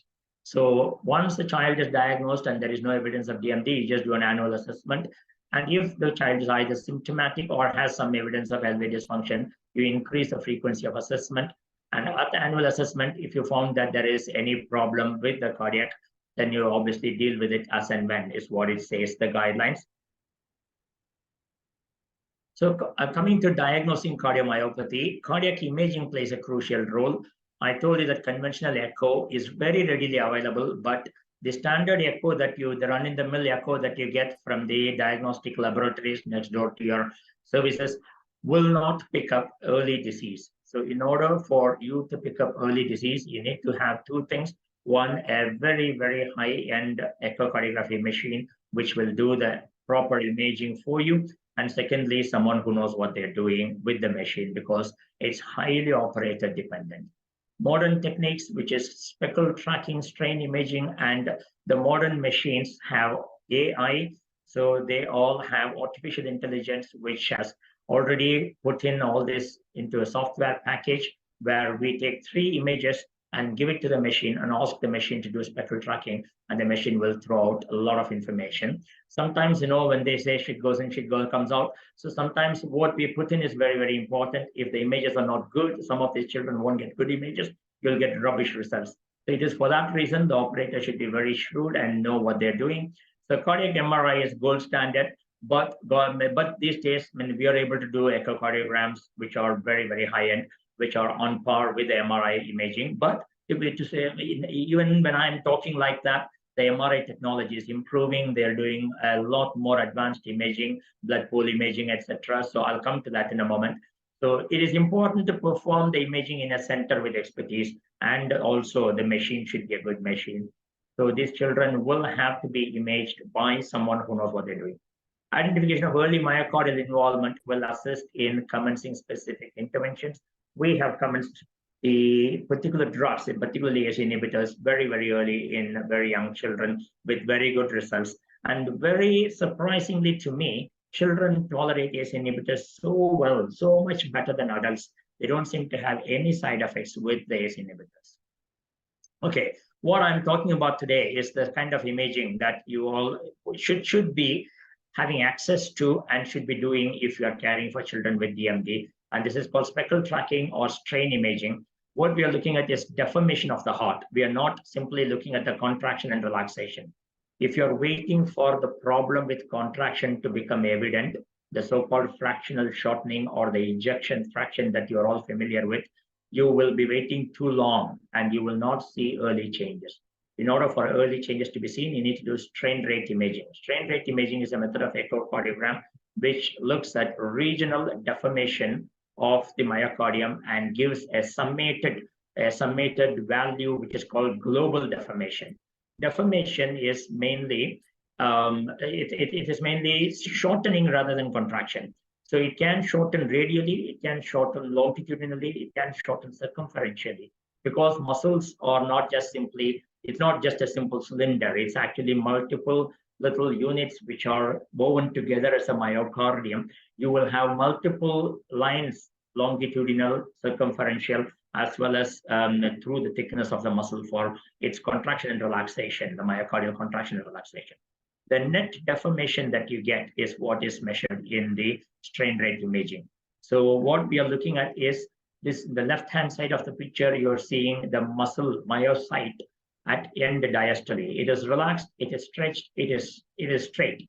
Then it goes into systole, where it contracts, becomes shorter, and becomes thicker. So now the rate at which this contraction and relaxation happens and the rate at which this deformation happens is calculated using certain formulas, which I have shown there. And that will then lead to something like this.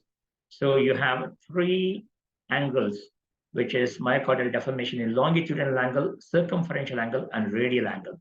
So you look at all the three angles and then see what is the net deformation that you see in the myocardium. Of these, what really is very early, what really is a feature that will be affected very early when there is myocardial fibrosis is that because the fibrosis happens in a subendocardial layer, the longitudinal strain, the deformation in the longitudinal axis, the vertical axis, tends to get affected much earlier. So deformation is what we are looking at in terms of the shape of the ventricle suddenly becoming shorter, thicker, twisting, and then returning back to its non-twisted, relaxed, long formation. The rate at which that happens is calculated segment by segment, and there are 18 segments in the left ventricle. When you calculate individual segment deformation and then add them all together, you get global longitudinal deformation, which is global longitudinal strain, which is often referred to by a short term called GLS. So we keep calling GLS. This is a negative value, the negative value indicating that the deformation is basically a shortening rather than a lengthening from the original. The original is the relaxed form, and the shortened form is a contracted form. So the deformation is negative. This negative deformation is given value by individual software packages. We used Philips in our study, and I currently use Philips machines. GE machines have various values. The international accepted norm was -18 for the GLS, which very recently, one year and a few months ago, the American College of Echocardiography changed again, saying that the apical segment, the very tip of the ventricle there, is actually a very contractile area. And if you had a problem which is predominantly basal, as in the case of DMD, then this apical excessive contractility will counterbalance this basal contractility and will give you an erroneously normal value. So they have taken the apical segment out and only used 17 segments and changed the value to -15. So any GLS more than -15 or less negative than -15, as in -16, -17, -18 is normal. Anything less than -15, as in -14, -13, -12 is abnormal. So that is where the current value is, and this might be news to Anne as well, but I will talk to you later about this in Anne. Very recently, this has changed. Anyone who is using Philips machine, particularly the new Philips software, the old software still says -18. The new Philips software is -15. The sum of all deformation along the long axis of the LV taken in 3 planes. So we need 3 very good images to be able to do the GLS. So we need an apical 4-chamber view, we need an apical 3-chamber view, and then a 2-chamber view. And all these 3 views are necessary for us to be able to calculate the global longitudinal strain. And all this view should be so neat that we are able to see the endocardium, otherwise you'll get rubbish values. This measure is far more sensitive to subtle changes than the FS and the EF. And any GLS value over -15 is considered normal in the current latest software that we have, and one of the machines that we have bought for the research center, which Dr. Anne has very recently commemorated, and I am a part of that work, and we are currently setting up that research unit, and the machine that I have bought for that unit has this latest software. So then the MRI, as you see, MRI will always tell you where is the fibrosis, which is very important. This is anatomical. Echo is functional, MRI is anatomical. That is a big difference. So MRI will tell you where is the fibrosis. And you can see there, that basal segment there, basal post-basal segment there is white. And that is CAD enhanced, LG enhanced imaging. And it clearly shows that there is some scarring there. There are more advanced MRI techniques that I mentioned. Here is MRI GLS. On the right hand, on the bottom corner that I'm showing you, the bottom is a normal child, the top is a DMD child. and this is MRI-based GLS. And this is again very relevant, very useful when there is doubt. Cardiac biomarkers, are they very useful? There are conflicting data about cardiac biomarkers in these children. In our study, we didn't find cardiac biomarkers, particularly BNP, did not predict any worsening of the heart failure in these children or onset of heart failure in these children.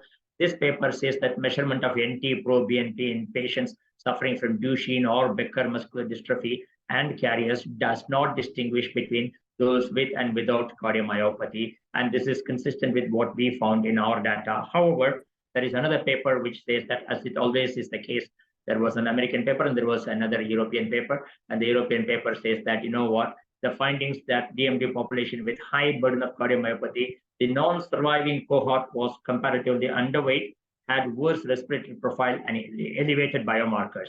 So what they are saying is that it may not show that there is cardiomyopathy, but it tells you that these children are going to do badly. If the biomarker is elevated, their mortality is higher, is what this paper says. So this could be a predictor of mortality, but definitely not a predictor of cardiomyopathy from our experience. So I have stopped doing serial biomarkers, but I do one biomarker at the very first consultation to get baseline value, because a lot of these children will have high troponin T as a result of the skeletal muscle component of troponin T.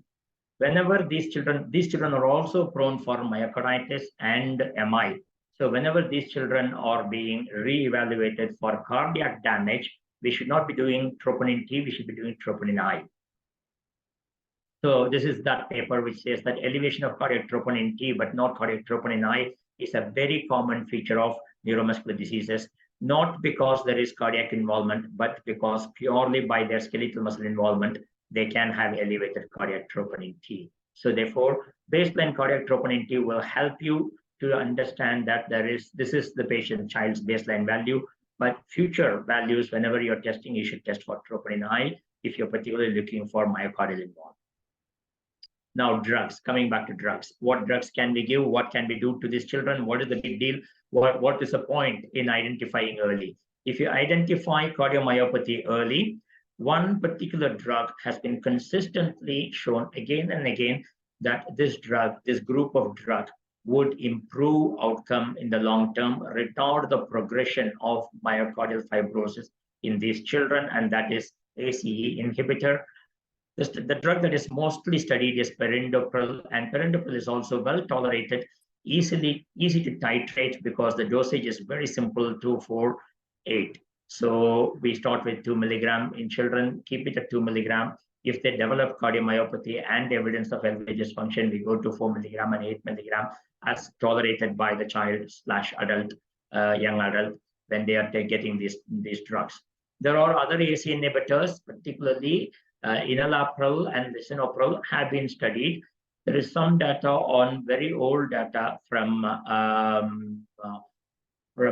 captopril, which was not very positive, but the modern ACE inhibitors, perindopril, lisinopril, enalapril, all the three can be used. We use a lot of perindopril.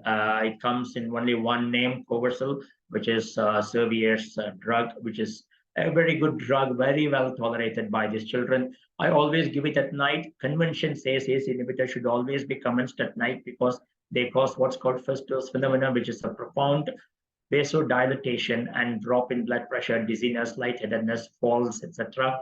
So whenever you are commencing ACE inhibitor in a young child, start at night. You can always change it to daytime if you want to, but when you're commencing it, always start at night for 1 week, reassess the child, and if they're okay, continue the medication. The next drug to look at is this is myocardial fibrosis in ACE inhibitors. ACE inhibitors, when they are given to children with DMD, the rate of myocardial fibrosis in treated children versus untreated children as controls, there is a significant slowing of the myocardial fibrosis in those who have been given ACE inhibitors, as a result of which both Anne and I, we have a very low threshold to give these children ACE inhibitors. Not much harm at all, and definitely some benefit, so why not? The next drug is beta blockers. With this drug, you've got to be a little bit careful because I started off saying that children with DMD do not necessarily have a high incidence of conduction problems, but they do develop, and they will develop at some point conduction tissue abnormalities and arrhythmias. And the arrhythmias can sometimes be quite problematic because they will have a short run of tachycardia. The tachycardia will terminate with a long pause, and they will have a very long period of no heartbeats. And if you give a beta blocker to these children, they will have fainting episodes. So it's very important to have a 24-hour ambulatory ECG, which is a Holter recording, prior to commencing beta blockers, ensuring that there is no bradycardia and there is no conduction tissue disease in these children. I again have a very modern Holter monitor, which is a little patch, which I stick on the children. Very fancy and very easy and convenient, as opposed to the conventional way of Holter, where we put 5 wires and connect it to a big bulky recorder and wear it in a waist belt, which most children will not wear for 24 hours. And these patches can stay for up to 7 days. They are water proof, slightly more expensive. An American company is doing it, and I usually use those patches very effectively on these children. So do the Holter testing before commencing beta blockers. If you're going to give a beta blocker, the best beta blocker is carvedilol, that's been studied in Duchenne muscular dystrophy, and bisoprolol. Bisoprolol is once a day, carvedilol is twice a day. Carvedilol has vasodilatory properties and can drop blood pressure. Bisoprolol will not drop blood pressure. These are the differences. So if you're going to use a drug, carvedilol or bisoprolol in small doses, carvedilol can cause drop in blood pressure, bisoprolol does not. So these are the differences. But always do a Holter before and after. Before commencing a beta blocker and 1 month after commencing a beta blocker is how I do it. The third drug of importance is mineralocorticoid receptor antagonist. There are 2 drugs which are MRAs. One is spironolactone, the other is eplerenone. Eplerenone is a modern drug. Spironolactone is an old drug. The difference between eplerenone and spironolactone is that eplerenone does not have estrogenic properties. All of these children are boys, you know that, and they're all young boys. So giving them spironolactone will cause some estrogenic effects. They will develop gynecomastia, painful gynecomastia, etc. To avoid that, I never give spironolactone, so it is always eplerenone in these children. So eplerenone has trial evidence, and there has been an open label study, though, for over a 2-year follow-up period, which showed that giving eplerenone to these children retards the progress of the myocardial fibrosis. This trial was looking at children with preserved ejection fraction. I use eplerenone only when the ejection fraction starts the beginning of the drop of ejection fraction. Conventional heart failure therapy, there were a couple of trials, emphasis trial and ephesus trial in heart failure, where we only use eplerenone at ejection fraction 40 and below. That is the standard in adult heart failure management. But for these children, if I see any change in ejection fraction, if it's from 60, if it's dropped down to 55, I would consider eplerenone in these children. So basically, what do we do in our center? Whenever they are referred, we do all this stuff, full family history, etc. I do a 12-lead ECG. I do a 2D echo with GLS. I do baseline biomarkers. I advise to consider CMR if the child is able to do it. I refer to CMR to any one of the any child with abnormal GLS or ejection fraction values will be definitely benefiting from CMR to assess the extent of fibrosis. I do a Holter study in any child who has documented cardiac involvement, either by echo or CMR, and on therapy with carvedilol or bisoprolol if there is any evidence of tachyarrhythmia, particularly if the resting heart rate is more than 100. If you give a beta blocker, bring it down, then the rate of progression of cardiomyopathy will be slower. I usually do add eplerenone when there is some form of LV systolic dysfunction. I do an annual review if there is no DMD cardiomyopathy, 6-monthly review if there is imaging-based change, and 3-monthly review if there is actual LV systolic dysfunction. So I will repeat that. Annual review if there is no evidence of any abnormality. 6-monthly review if there is imaging-based abnormality such as an abnormal GLS but no LV systolic dysfunction. 3-monthly review if there is LV systolic dysfunction, because you need to titrate the medications. This is our paper. This is our single center experience with 100-odd children, cardiomyopathy in Duchenne muscular dystrophy, a single center experience. And in this is what we showed very importantly. We defined cardiomyopathy as one of these 3. Echo evidence of LV dysfunction defined as LV ejection fraction less than 50%. Abnormality detected in speckle tracking echocardiogram, STE, process longitudinal, radial, and circumferential deformation, giving us the global longitudinal strain. And at that time, the Philips EPIC 7 we used said it is 18, a GLS value of 18. So we used that cutoff, and then we identified children with abnormal GLS, any presence of regional wall motion change, and all of this, or any of these, or if a child had we were lucky and we had a CMR, then if there was any CMR evidence of fibrosis, any of this, we said patient had DMD cardiomyopathy. And when we defined with this kind of strict definition, and then looked at how many children had actually DMD cardiomyopathy, we divided them as age groups of 5 and over, 10 and over.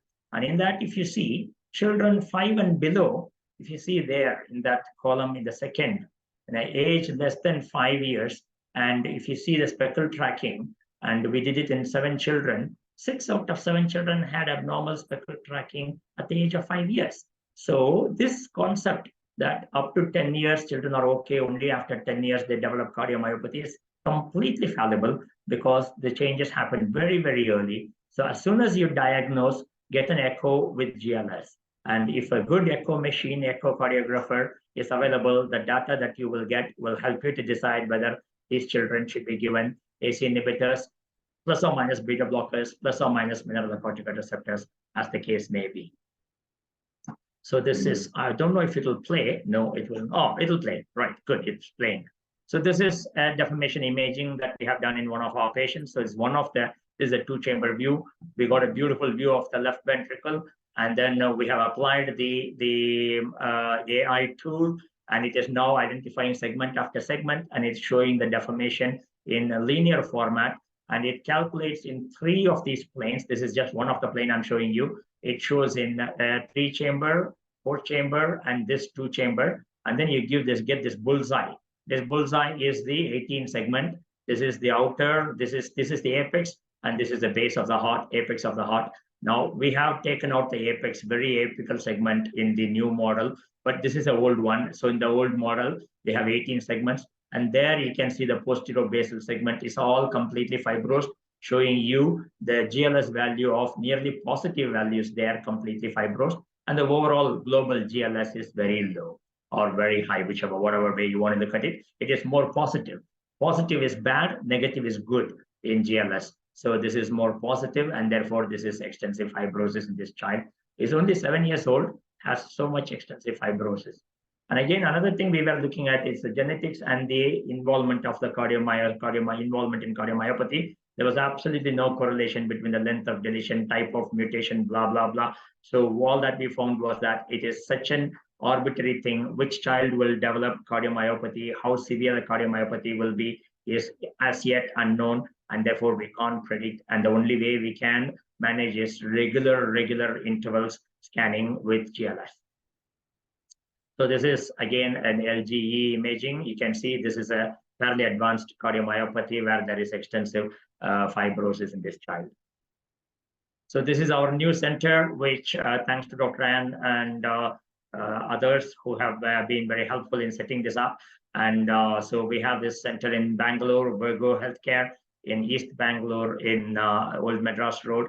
And this is our setup. And this is a very modern, brand new echo machine with fantastic AI facility in it. And I can do all sorts of fantastic imaging. I get very excited when I do those imaging. And echocardiogram is a very clever tool. And if it is used by people who know what they're doing, you can get fantastic value from these machines. Thanks for your kind attention, and thanks for allowing me to jump the queue. Wonderful presentation, Dr. Sharvan. I think you may have to leave right now. And is there any question for Dr. Sharvan?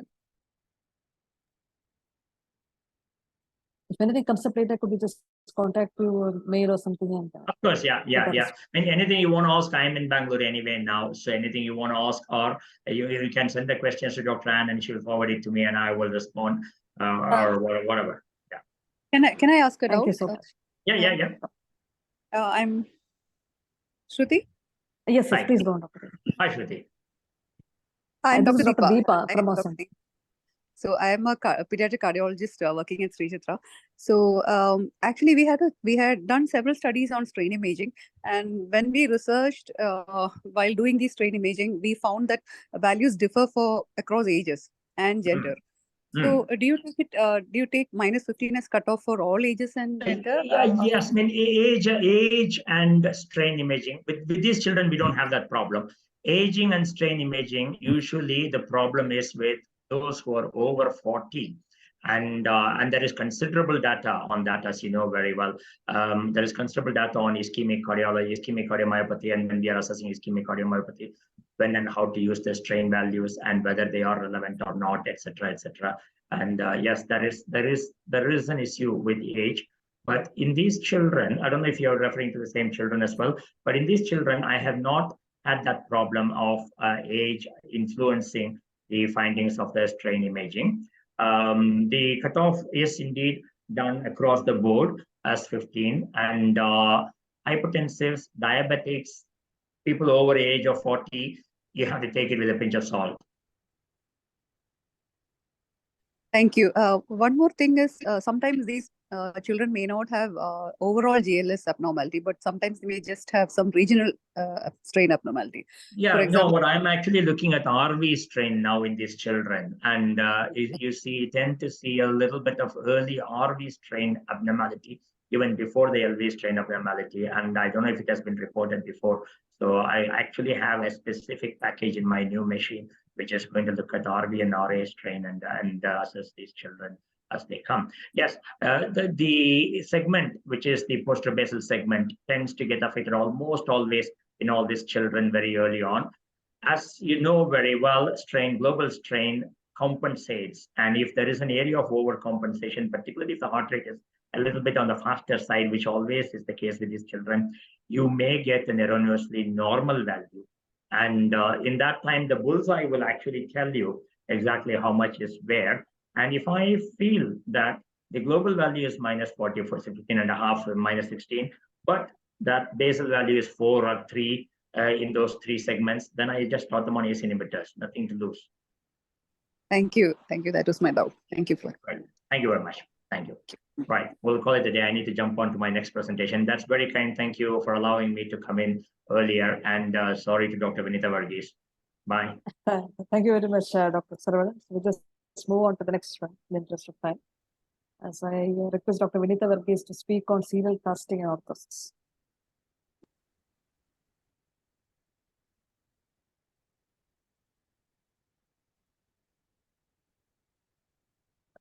Yeah, thank you, Dr. Shruti. So today I'm going to talk about serial casting and orthosis in specifically children with Duchenne muscular dystrophy.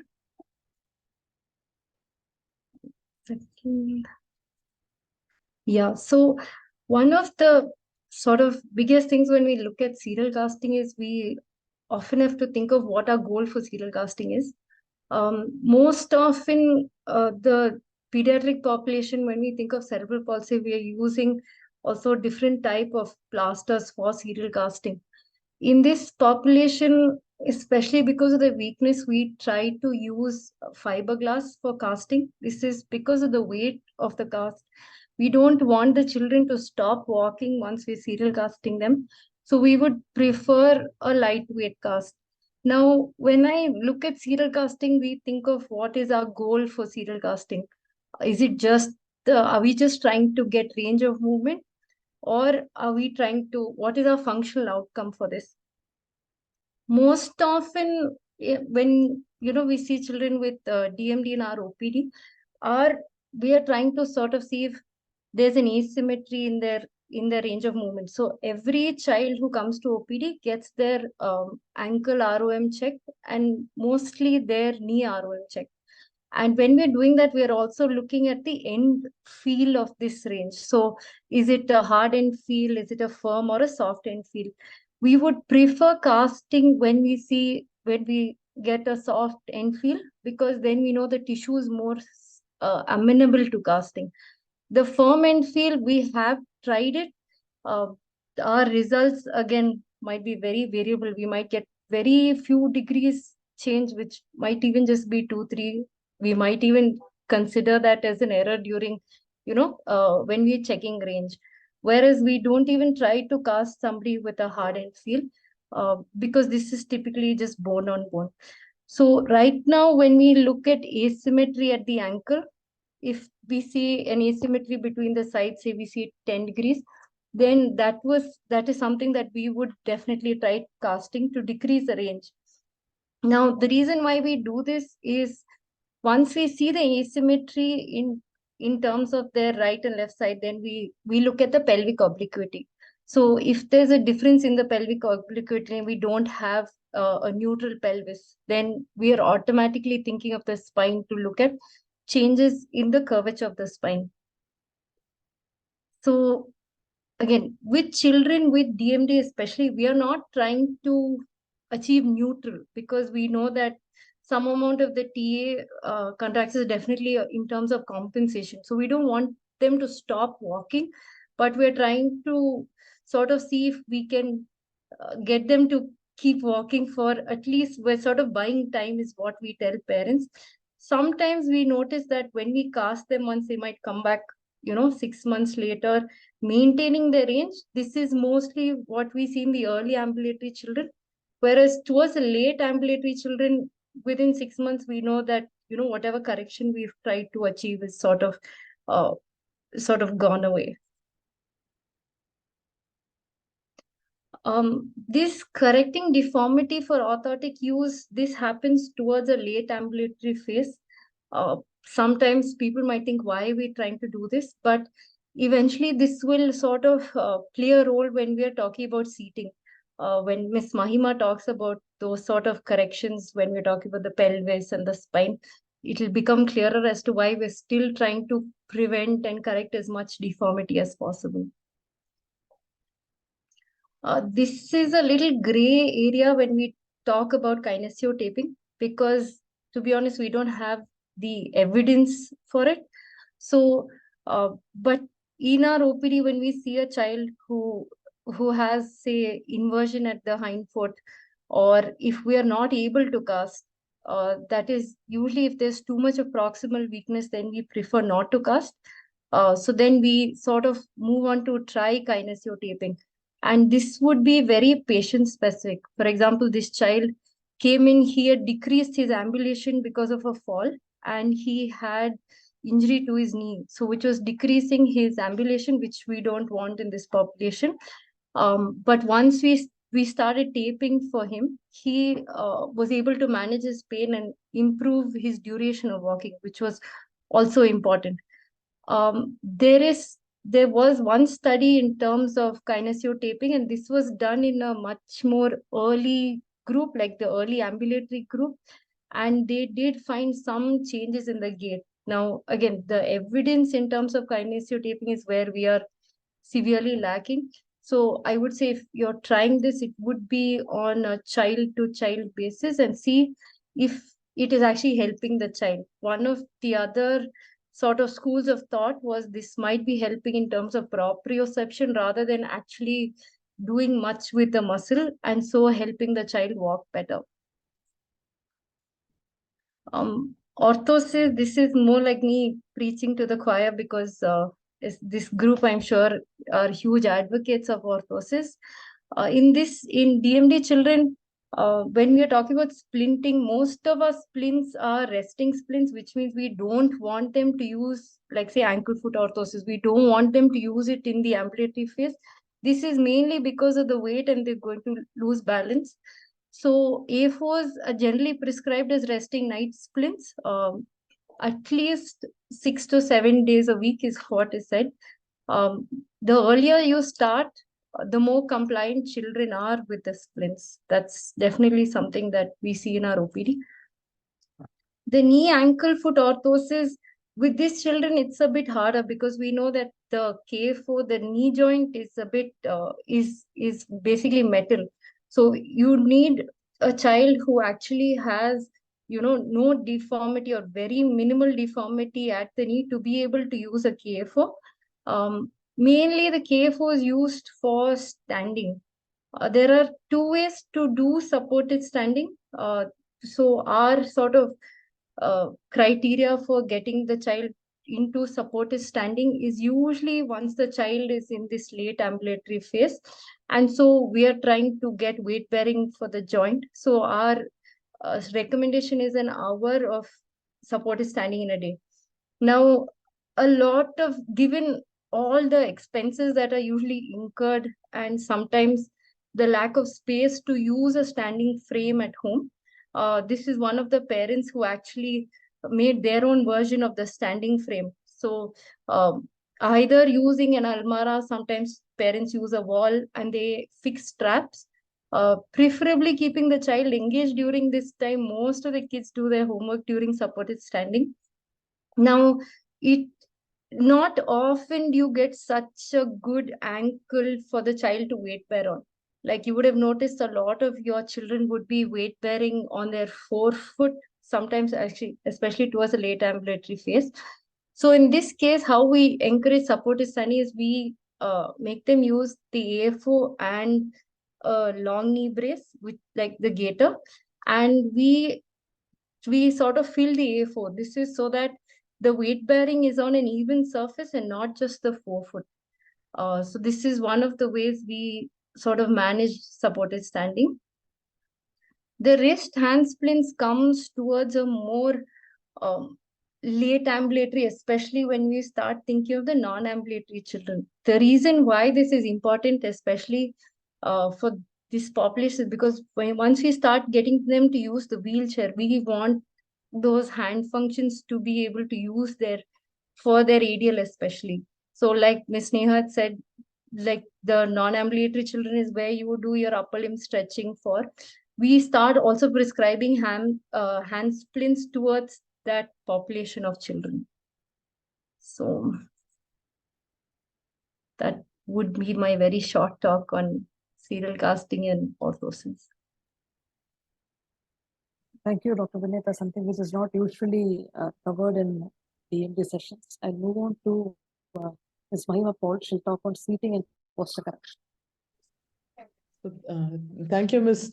Mahima, who is our orthotist, for joining in for this. She's taken time off from a wedding to join us. Because this was a little bit last minute that we told her. That's absolutely fantastic. Thank you. Yeah, good afternoon to one and all. I'm Mahima Paul, orthotist. I'm working at Bangalore Baptist Hospital. And today I'll be discussing about the topic seating and posture correction.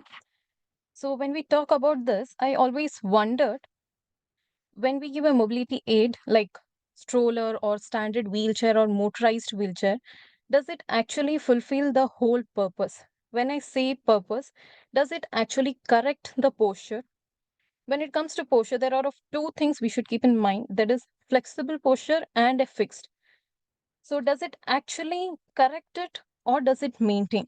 So in the upcoming slides, I'll be discussing about how do we do assessment of posture, and after doing that, how do we maintain, how do we come to a conclusion whether it is fixed or it is flexible.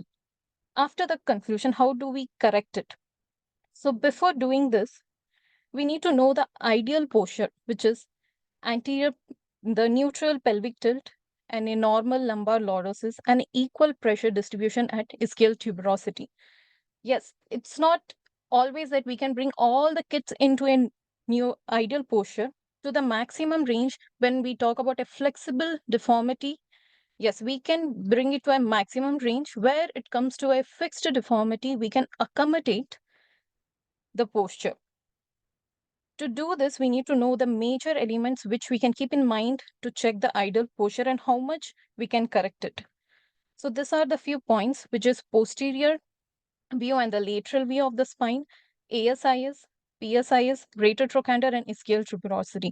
With this, we can determine how much we can correct a posture or how we can maintain it. To know more about this is the one example. So when we see this picture, in the first picture, you can see this person has an posterior tilt of pelvic and there is a kyphosis. So when you see in the first picture, you might think, okay, can we provide a chest strap and pull him back, fill the gap? But no, this will be a bad option. Why? Eventually, this thing is a fixed deformity and the whole pressure is going over the thoracic area where it is fixed. Eventually, this person is going to get redness. skin peeling is gonna happen, and eventually he'll stop using the wheelchair. What is the alternate option? Is to tilt the back support. When we talk about a back support tilting, there are varieties of wheelchair where you can tilt from 90 to 120 and more than 20, where this wheelchair can, cost around somewhere 50,000 to 75,000. So what happens in this? Yes, the body back support, the weight has been distributed, but again, this is not a complete solution. You can see 2 points over here. One is in the thoracic area, one is in the sacrum and coccyx area. So basically, in the thoracic area, this is pressure sensitive area because this is deformed and fixed. Whereas in the sacral area and the coccyx area, this is pressure tolerant area. So what can be done the next thing?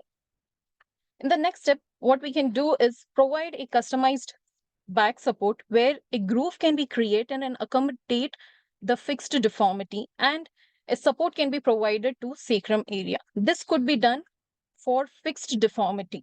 Once again, I say, when you see a patient, you should always see 2 things, whether the posture is flexible or fixed.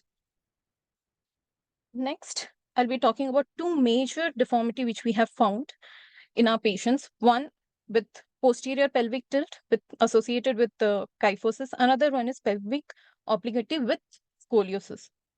So what do we do with posterior pelvic tilt with kyphosis? As you can see in this picture, as I have mentioned in the earlier, the wheelchair provides its actual purpose. As you can see, this wheelchair, the foot is not placed in the foot plate, arm is not placed in the armrest area, and the back support is too big for her. When you see another picture, this kid also came with the same complaint, but then we have modified with 3 different things. We have given a side support to fill the gaps because the wheelchair was not of his size, and a customized cushion to prevent the pelvic tilt, and a height plate to keep his foot on foot plate, and a lap board so that he can use in the school to write. And then next is pelvic obliquity. As you can see in this picture on your left side, there is of 1 inch of thickness between provided at the seat cushion, and whereas in the right side, you can see is of 3 inches provided. Why? In this cases, the pelvic is not in the same level. To bring it into same level, we increase at one area, which is called elevation. We do it. Due to this, the patient's pelvic level would come into a same level. In this kind of cases, we have to make sure this 3-point pressure system is being applied, one at the left thoracic area and the left GT area and right pelvic area. In this picture, you can see she's wearing a TLSO brace, and due to that, she need not to have an lateral support, but then other kids whose deformity is flexible, to them we can give a lateral side support. And here, as I told you that she is using TLSO brace, along with giving a correction at the cushion, we have provided her a back support where we have accommodated and cleared a space so that her TLSO brace also can be fit into it, and all the weight can be evenly distributed. And next in this picture, as I told you, or not all the stroller fulfill the purpose. As you can see, it's so evident that there is no side support for her. Foot is not being placed in the foot plate. She's slipping out of the stroller. So what we have done for her, we have provided a side support. There was no neck control. We have given a neck support for her and a pommel so that she doesn't slip out of the stroller, and a footrest so that her foot can be placed on the foot plate. In other picture which I showed you previously, as you can see, the seat doesn't have a firm base, due to which it actually doesn't provide an even distribution of pressure. So this is a major problem which we see in most of the wheelchair, even though wheelchair have the foam cushions, but they don't have a firm base. So always I request everybody, whenever you see a kid with a wheelchair, make sure they have a firm base. It depends pediatric. Always we check that we give them a 5 mm or sometimes 6 mm thickness of plywood so that the seat could be firm. And this is a video after doing all the correction, and she's been using this in the school right now. As you can see now, the foot has been placed in foot place. She has a lap board so that she can write, and a side support and a back support.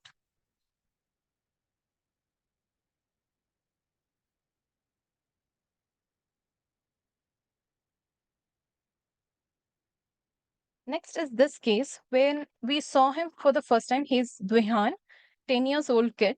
So when we saw him the first time, he didn't had a firm base cushion. His arms were not resting on the armrest, and there was his foot, only the toes were touching the foot plate. So after doing all the minimal correction we could do, and we saw him in June month, and recently we came to know due to this minute corrections, he had a good improvement. And I would like Ann ma'am to talk about this one, because through Ann ma'am we came to know there was an improvement in the spine. So this is a child with upper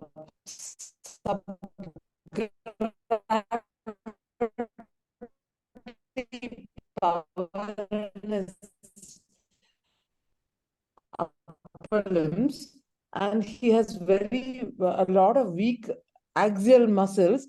So we expect his spine to become more bent. He already had scoliosis, but the thing is that for the last 2-3 years, the scoliosis is stable with just this minimal corrections, and he's very religiously. This is a family from who are very motivated, careful that he takes this to the school, the prescription that is done, and he's not progressed despite that in early, because he came to us late, and so his scoliosis has not progressed thanks to Ms. Mahima and Dr. Vinita. Thank you, Ms. Mahima.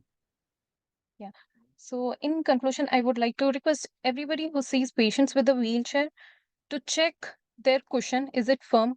Is the back support good enough? Is it fulfill the purpose of giving them a wheelchair?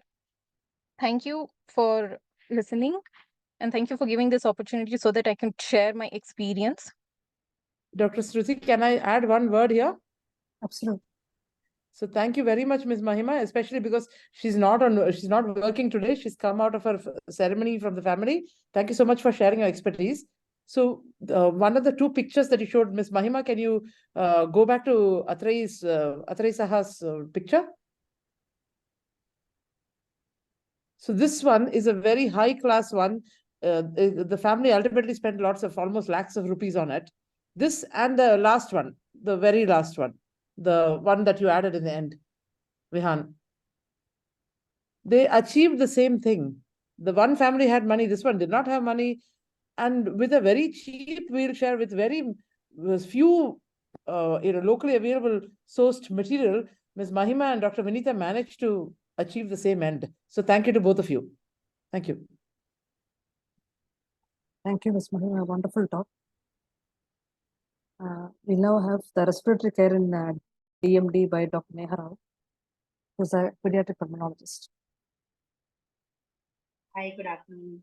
Just bear with me 1 second while I share screen.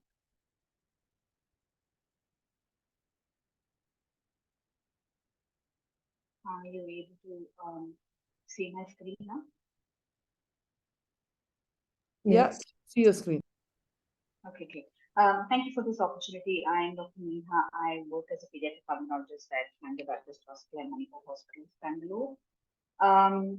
Respiratory mortality and morbidity is very, very high in children with Duchenne muscular dystrophy, as we know.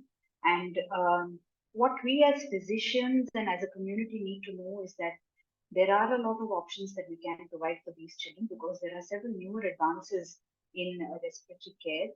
And it is so important for all DMD children to be assessed by pediatric pulmonologists. I hope this presentation helps highlight a few of those things. So I'll start with what we're going to discuss. We want to understand the pathophysiology of respiratory problems in children with DMD. We want to understand how we have to assess them periodically, what tests and how often we need to do it. And I just want to introduce what polysomnography is, what non-invasive ventilation NIV is, and I want to introduce a cough assist machine as well to this population. So to begin with, we need to understand that in children with Duchenne muscular dystrophy, the first 10 years of their life or the first decade, usually, since they are ambulant, respiratory problems are not a major concern. However, having said that, it is very, very important for us to see children early on and provide early interventions in order to prevent rapid deterioration of their respiratory health. As we all know, change in mobility status in Duchenne muscular dystrophy, that is the moment that a child is wheelchair bound, changes things on the respiratory front for us. And therefore, we need to have a very structured, anticipatory approach to this group. Obviously, we form a part of their multidisciplinary team, and we have heard a lot of wonderful talks from the rest of the team, and I'm sure we're going to continue to hear it. We form one bit of that huge machine that works, together. And we have a few new advances that I'd like to discuss with you today. So in terms of monitoring, we monitor respiratory muscle strength by doing tests such as a spirometry or other tests. Then what we do is when we detect problems, we try to help children mostly with an IV or what I'll now be referring to as BiPAP, which I'll come to in a bit. And doing all of these measures starting early will improve quality of life of these children and prolong their survival. So what are our problems with children who have neuromuscular weakness? So first of all, as we know, because in DMD they have weakness of respiratory muscles, inspiratory muscles, and expiratory muscles, there's a problem with gas exchange when the respiratory pump is not working. Because of this, they go into what we call hypoventilation or reduced amount of ventilation. This begins at night time and can be very subtle, be not present with any overt symptoms. They need to be, these kind of symptoms we need to ask for actively, and sometimes even in asymptomatic children, when we do things like sleep studies or polysomnographies, we often detect that they're not breathing very well at night. Now, it's very important for us to detect this early and intervene early, because if we don't, it will progress to affecting their daytime function as well. As we know, neuromuscular weakness has a lot of problems with maintaining the muscle tone in the upper airway. So it can lead to upper airway obstruction, sleep-related breathing disorders, and aspiration as well. These children do not have an effective cough. Therefore, they cannot clear their secretions. The secretions get retained within the lungs, and this predisposes them to having recurrent pneumonias. And over a period of time, as they become non-ambulant, they start developing scoliosis, and the lack of spinal support leads to scoliosis, which eventually causes restrictive lung problems because the lung is not able to expand as much as it normally would. Now, all of these features are not mutually exclusive, and they can coexist in the same patient. So, on the left, you'll see a picture describing the muscles of inspiration and expiration. Mainly, we need to know that for inspiration, we need the diaphragm to work well, and for expiration, the abdominal muscles are doing a lot of work. All of the other muscles, including the intercostals and the accessory muscles, play a role too. When we have weak respiratory muscles, the cough is not effective. Therefore, secretions are retained. In addition to this, a lot of these children have problems with swallow. Because of this, all of the saliva and food material and retained secretions predispose them to having recurrent pneumonias, recurrent hospitalizations. There's an imbalance between how much the respiratory system can handle and what kind of stress the respiratory system is sort of, put under. This impacts their ventilation, and this predominantly begins at night. They have nocturnal hypoventilation, which is very important for us to detect. And usually this can remain asymptomatic. Therefore, we need to be careful, and we need to be able to do assessments as and when required. What are the additional factors that play an important role in children with DMD? So there are some things that add to worsening respiratory health. This would include swallow dysfunction, scoliosis, and immobility. Now, in the second decade of life is when we see a lot of our DMD children with respiratory problems. This is when they are usually wheelchair bound and start developing scoliosis. Obesity and sleep disordered breathing. So obesity can be because of several causes: prolonged immobilization, the effect of steroids in the first decade probably. Obesity by itself is a predisposition to sleep-related breathing disorders. And in addition, these children tend to have nocturnal hypoventilation, which can also affect their sleep. So not only do they have obstructive sleep apnea because of their obesity, they can also have nocturnal hypoventilation. This can really disrupt the quality of sleep. And we know when a child is not sleeping well, this child tends to have daytime symptoms, lot of behavior problems, lot of irritability, wakes up with morning headaches and things like that, and is not able to function well. In addition to this, cardiomyopathy also contributes to worsening respiratory health. Well, on the other hand, we have a few things that can delay progression of respiratory problems. Steroids, of course, because steroids prolong mobilization. Steroids are a double-edged sword. On one hand, it can sort of push problems away, it can prolong the disease course in the sense that it can delay scoliosis, it can delay children being bound to wheelchairs. But on the other hand, it can also lead to increasing obesity and sleep disordered breathing. Use of non-invasive ventilation. When I say non-invasive ventilation, I mean use of what we call bi-level positive airway pressure. This is basically a machine that helps keep the chest open at night. And using this, starting very early, is known to delay progression of respiratory problems. And using another machine called the cough assist or a mechanical insufflation-exsufflation device, again, is something that helps with secretion clearance and prevents these children from having recurrent infections. So what are the things that we usually ask for when we see a child with Duchenne muscular dystrophy? We ask for change in the strength of the voice. We ask for how well the child can cough. We ask for a history of infections in the past. We look for problems with drooling, clearing secretions, any suggestions of aspiration or reflux. We look at the ambulatory state of the child, whether the child is still walking, whether the child is wheelchair bound. We also look at whether or not the child has scoliosis. We look at the weight. In the early half of the disease, that's in the first decade, these children may actually tend to gain weight, but after a point in time, they can even lose weight or have failure to drive. And we look at symptoms of sleep disordered breathing. Now, this includes nighttime symptoms and daytime symptoms. At night, these children can present with, repeated awakenings, having abnormal postures when they sleep, having a lot of mouth breathing, having frequent awakenings and things like that.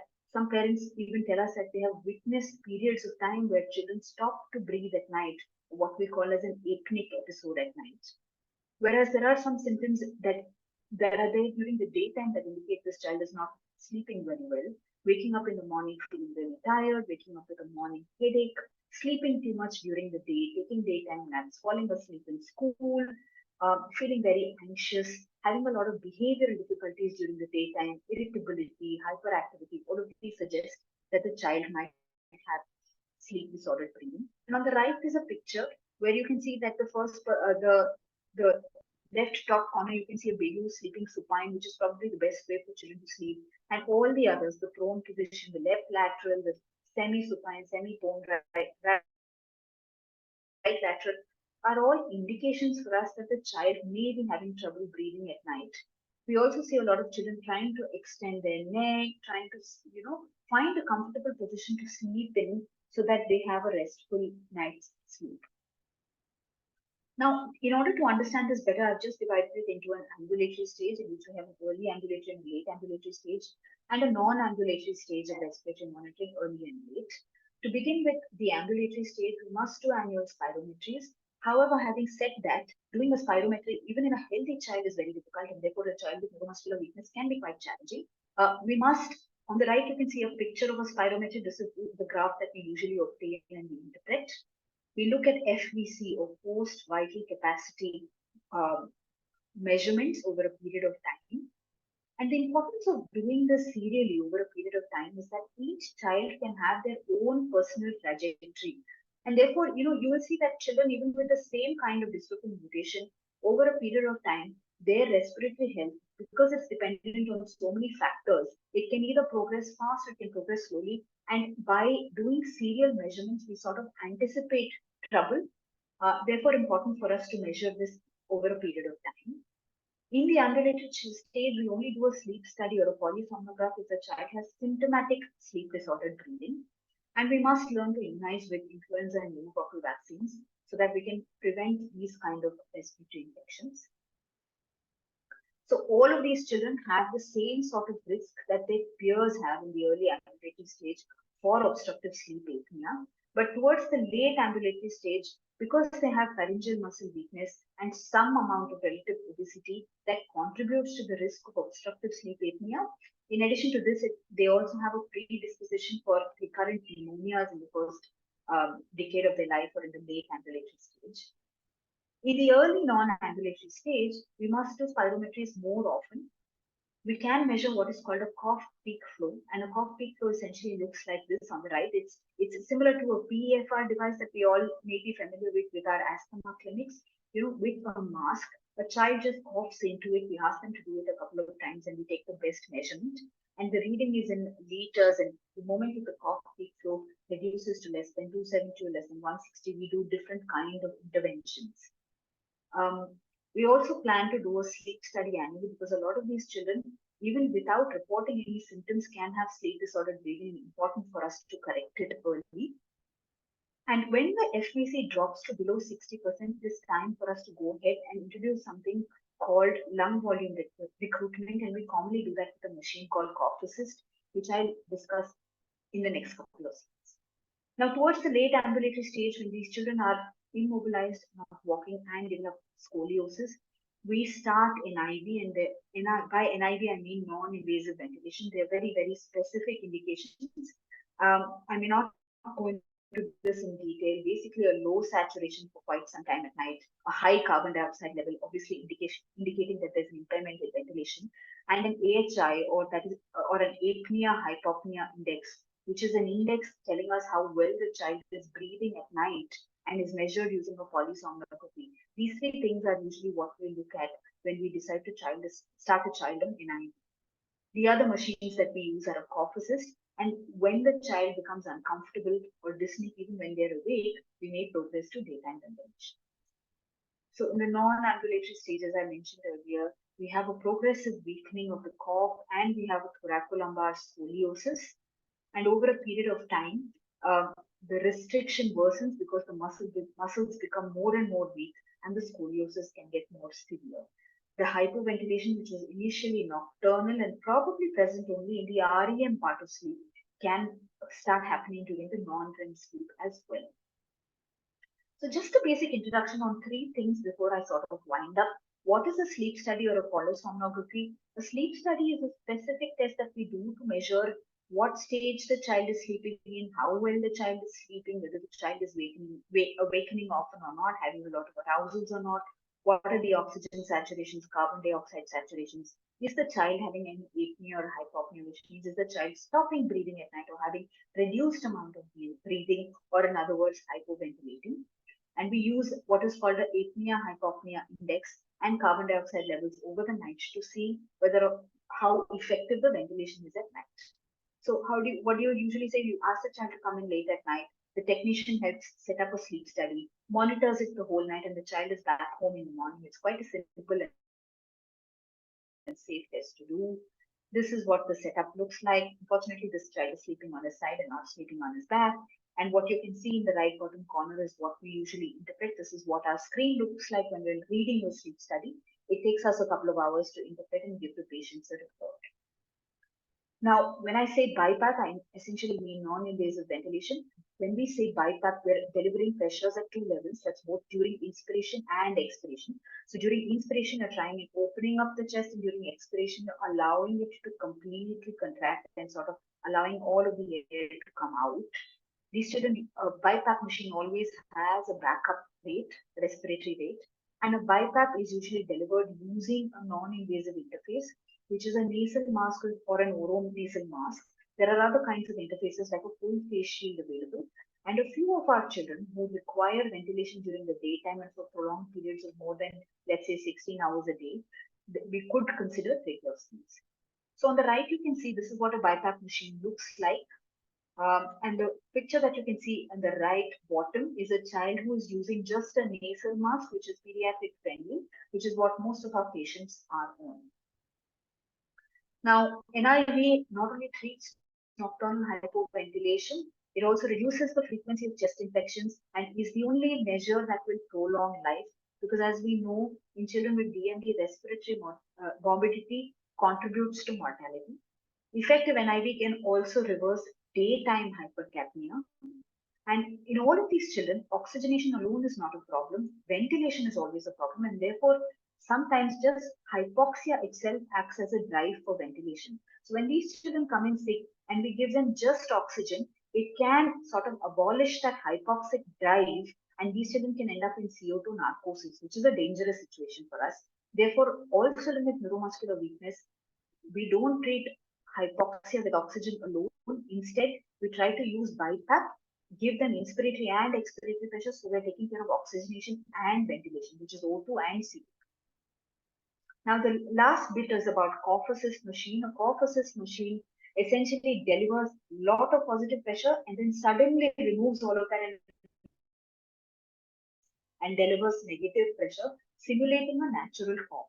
This helps secretion move from the chest all the way to the mouth, which the patient then either coughs up, or the patient then, or the secretions are then suctioned out.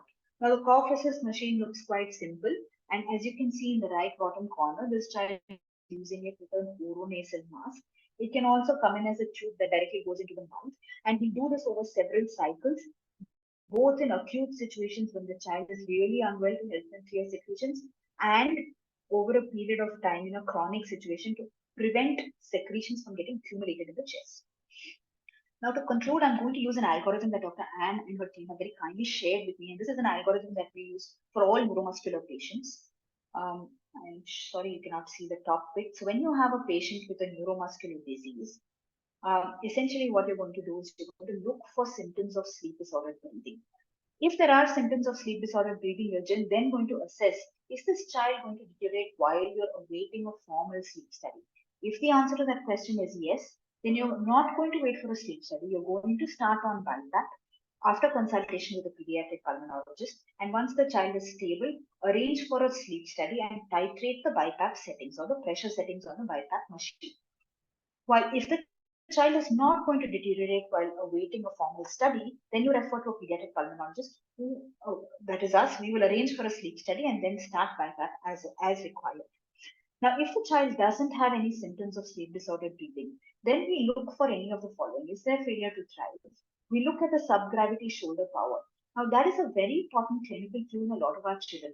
If we see that they are not able to raise their arms above their shoulders, that sort of means to us that their respiratory muscles and their diaphragm are also involved, and therefore that is a time for us to either start BiPAP directly or refer for a respiratory assessment.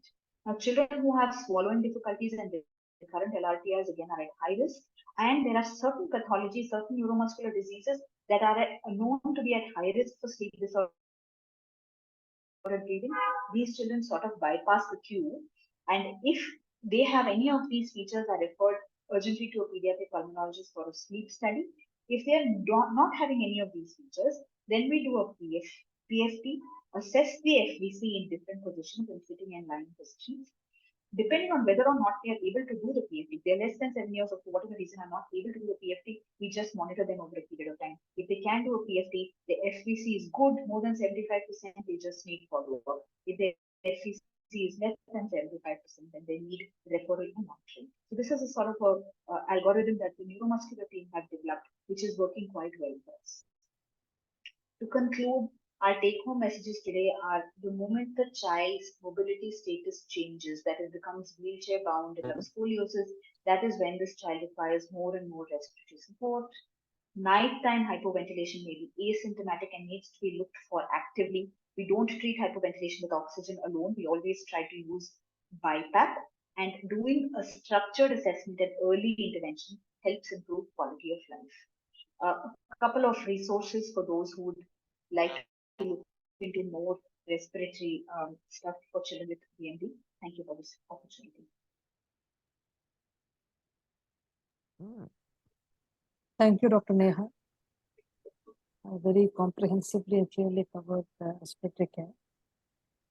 We now have Dr. Prafulla Srinivas, a developmental pediatrician, and we speak on the brain in DMD, which is a very newly recognized concept in DMD.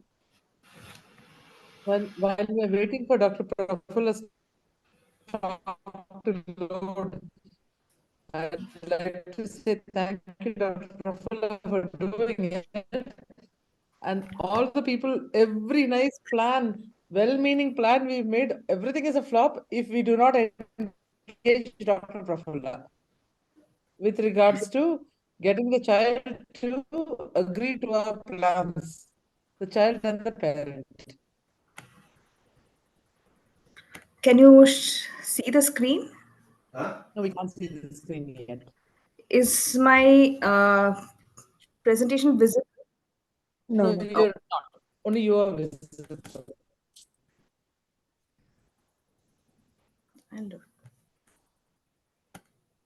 I think I should be allowed to share screen. But are you getting a notification saying not allowed? Host disabled? Are you getting any notification like that? No. You have to say screen share. You have to go onto the screen share and click.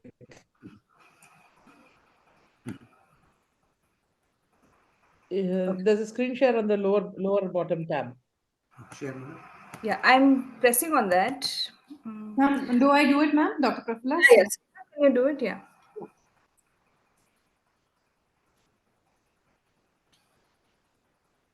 But have you given her the updated one, Dr. Yes. Prafula? Yes.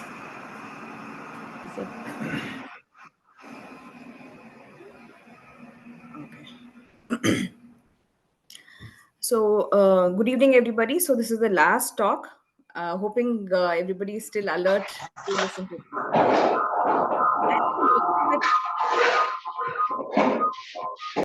Ms. Chetana, please can you mute the people who are unmuted?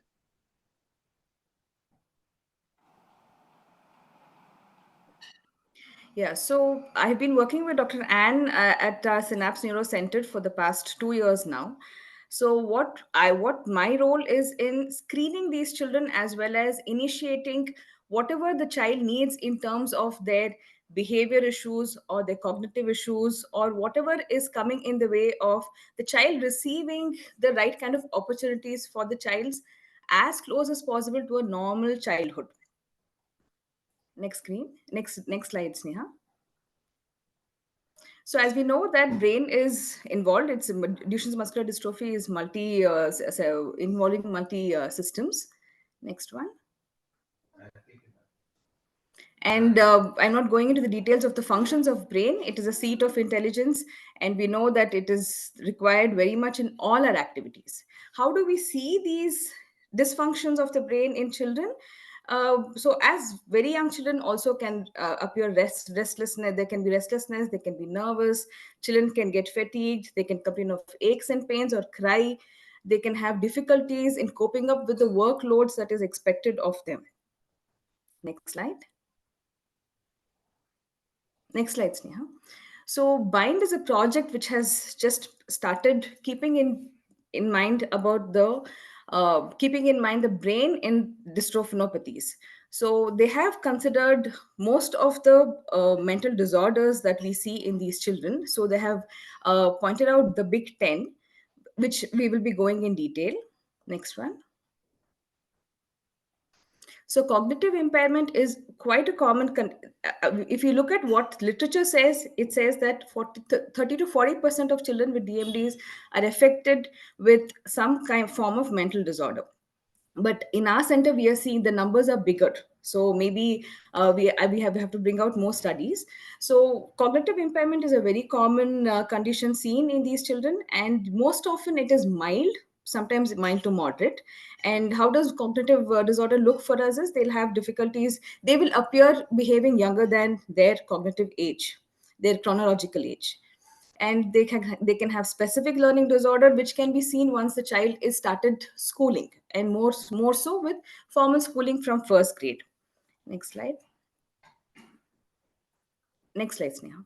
And coming to the behavioral disorders, there are plenty which have been named when we go by the DSM criteria to categorize them.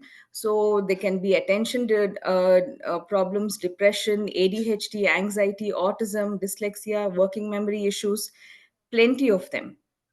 Next one.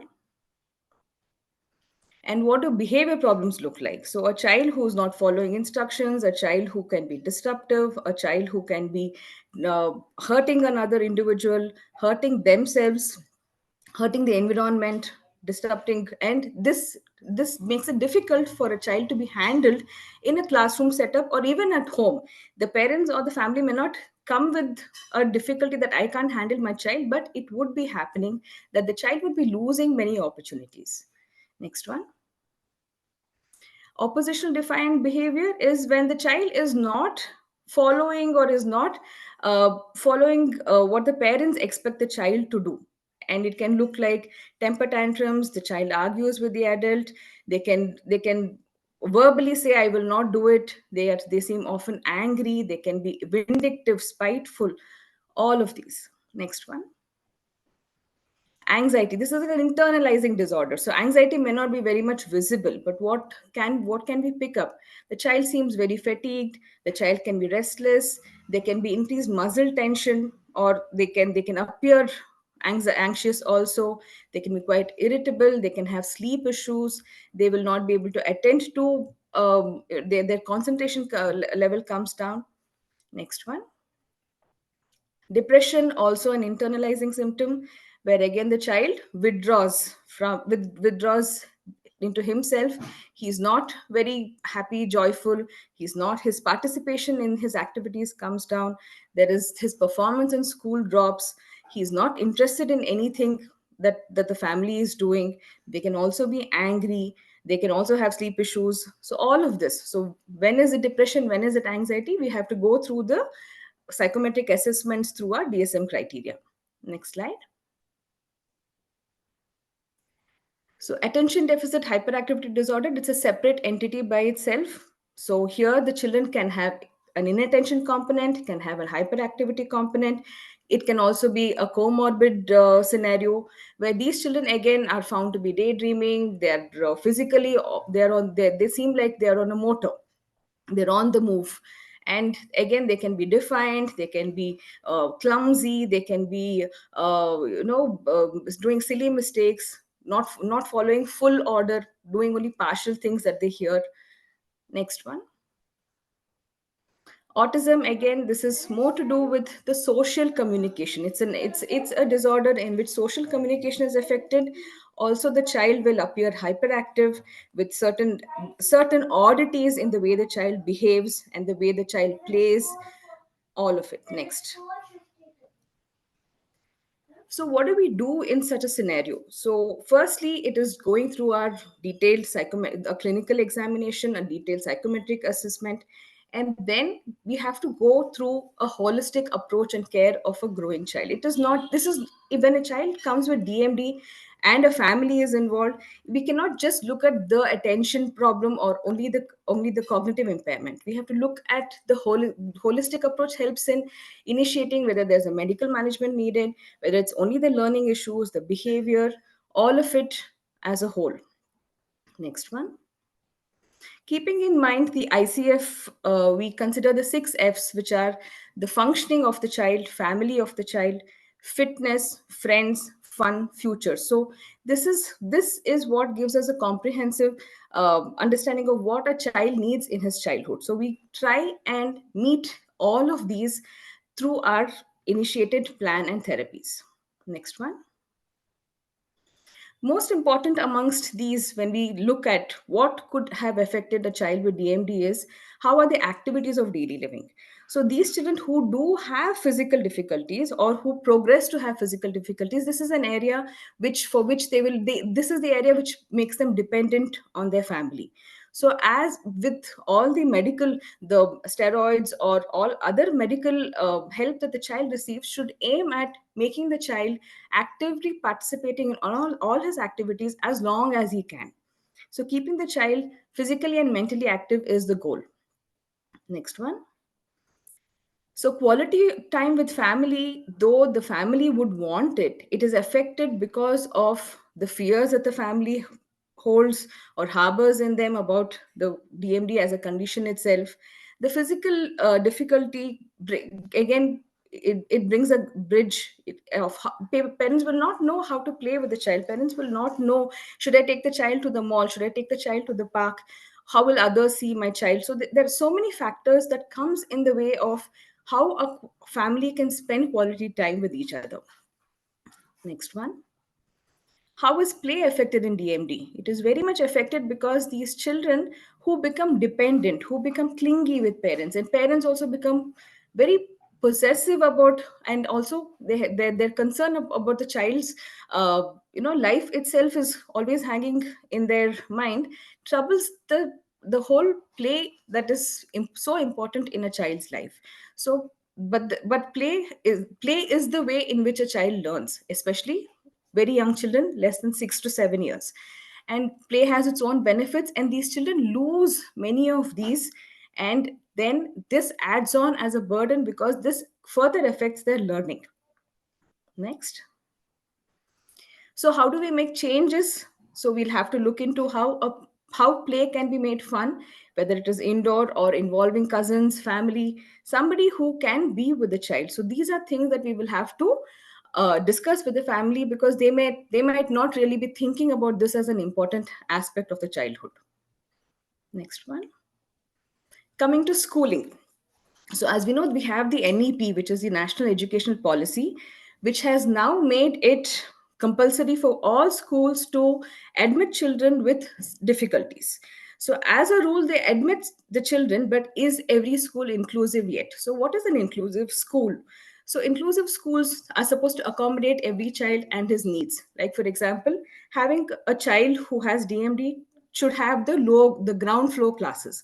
The classroom should be closer to the washroom, and the child should be involved in all the play activities. The child should be able to reach the playground. The child should be able to reach the singing room. So unless the child is really involved in every activity of a school, we cannot really call it inclusive.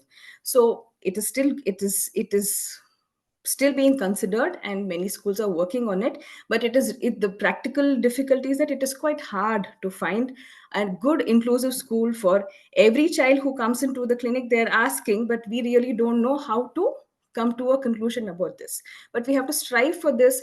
I write down letters to schools that these are the things that a child needs. We put it down with the UDID card that a child is getting with their with DMD being considered as a disability. So with this, we try and bridge the gap for the family and the school. Next one. So an inclusive school, not only classroom, like I mentioned, it has to happen in the ground, in the singing room, whatever the child is exposed to in a school. Next one. So IEP. So coming to considering, these children do have certain difficulties. They do have mild intellectual disability most often. And even if they don't have the component of intellectual disability, these are children who would have missed many opportunities, and they would have more difficulties in terms of academic learning. So what has to be done for these children is that we have to have an individualized educational plan. So they cannot go with what the CBSE tells or what the ICSE board tells. So we will have to individualize a plan, have a shadow teacher, have a special educator help the child, and slowly progress towards the academic achievements. Next one. So the role of shadow teacher, this is again a very challenging thing where it's very hard. Just like how we don't have enough inclusive setups, we also have the difficulty of finding a shadow teacher. So what we try to do is that we try to train one of the parent to participate or become the shadow teacher. So that is one thing that we have been trying in various ways, where the special educator will help the parent to get on with this. But this is possible only for the lower classes. Once a child is reaching higher classes, there is a need for the shadow teacher and continuation of this IEP, the individualized education plan, and the inclusive schooling. Next one. And then when we run out of these possibilities, when there is a difficulty in mobility that the child cannot reach the school on a daily basis, we cannot find a shadow teacher, we cannot have all of this under the same roof. NIOS it's a board. It allows a child to take up an equivalent exam. So if a child is dropped out of school at 4th grade, so they can apply through NIOS for the 4th grade exam, and they can take up the exam, and the child need not be compulsorily tutored in a school only. It can be, the child can be tutored at home by the mother or online sessions, whatever.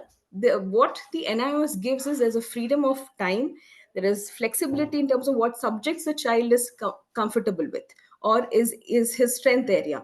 So when we look at children with autism, when we look at children with ADHD, where they have difficulties in languages, where they have difficulties in, like in SLD, where they'll have a difficulty in math, we can drop a subject. We can introduce something else as a lower math or a higher English. So there is a lot of flexibility in terms of what the child has to learn, how much the child has to learn, and when. There is no compulsions of age.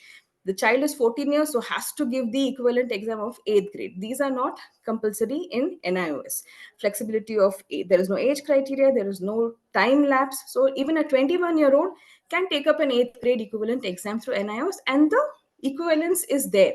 This is not anything lower than the ICSE or the CBSE or any board exam.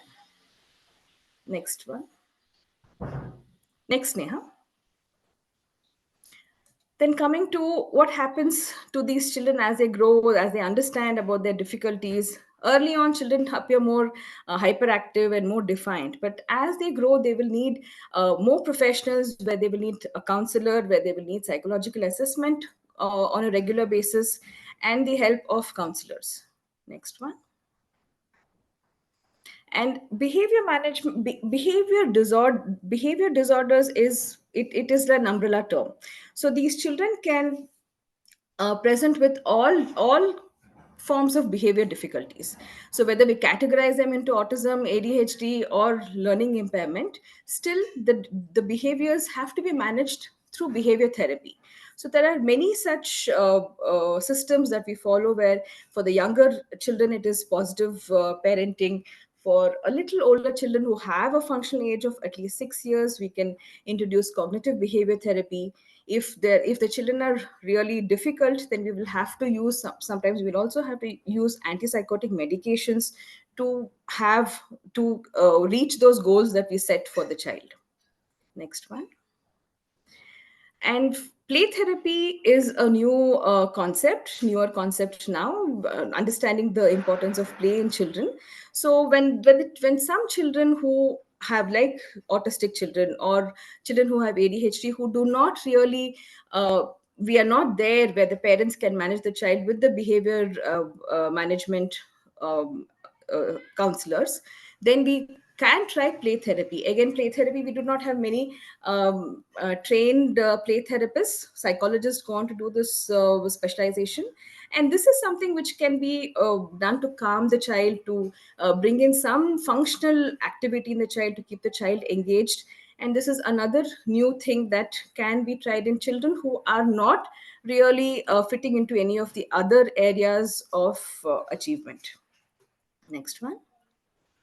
I just spoke about cognitive behavior therapy. It aims at how the child's beliefs can be there, how a parent might believe that my child's lifespan is affected. So why should I do that, or why should I do this? So these belief system can affect their daily functioning, because it affects their decision making. It affects what goals they set in life. So we have seen children, or we have seen families in which the child has never been to school because the child has DMD. So what's the whole point in again troubling the child with math and science and English and all? So we just want to keep the child happy and safe, becomes the goal of the parent, where you're setting a very low standard to the present medical advancement that we have for DMD. So CBT is for both children and for the parents. So this can be started for children as young as a functional age of 6 to 7 years, and this has shown very good results for many children and many families. A more simpler form would be counseling, but CBT is when it is done by trained professionals, we will not have to use the burden of medications comes down. Already the child is on steroids, is on many other protective medications. We do not want to add on more antipsychotics and make it more, burden the body of the child. So whatever we can do in terms of behavior therapy, CBT holds a high standard for it, and this is one of the frequently used modality. Next one.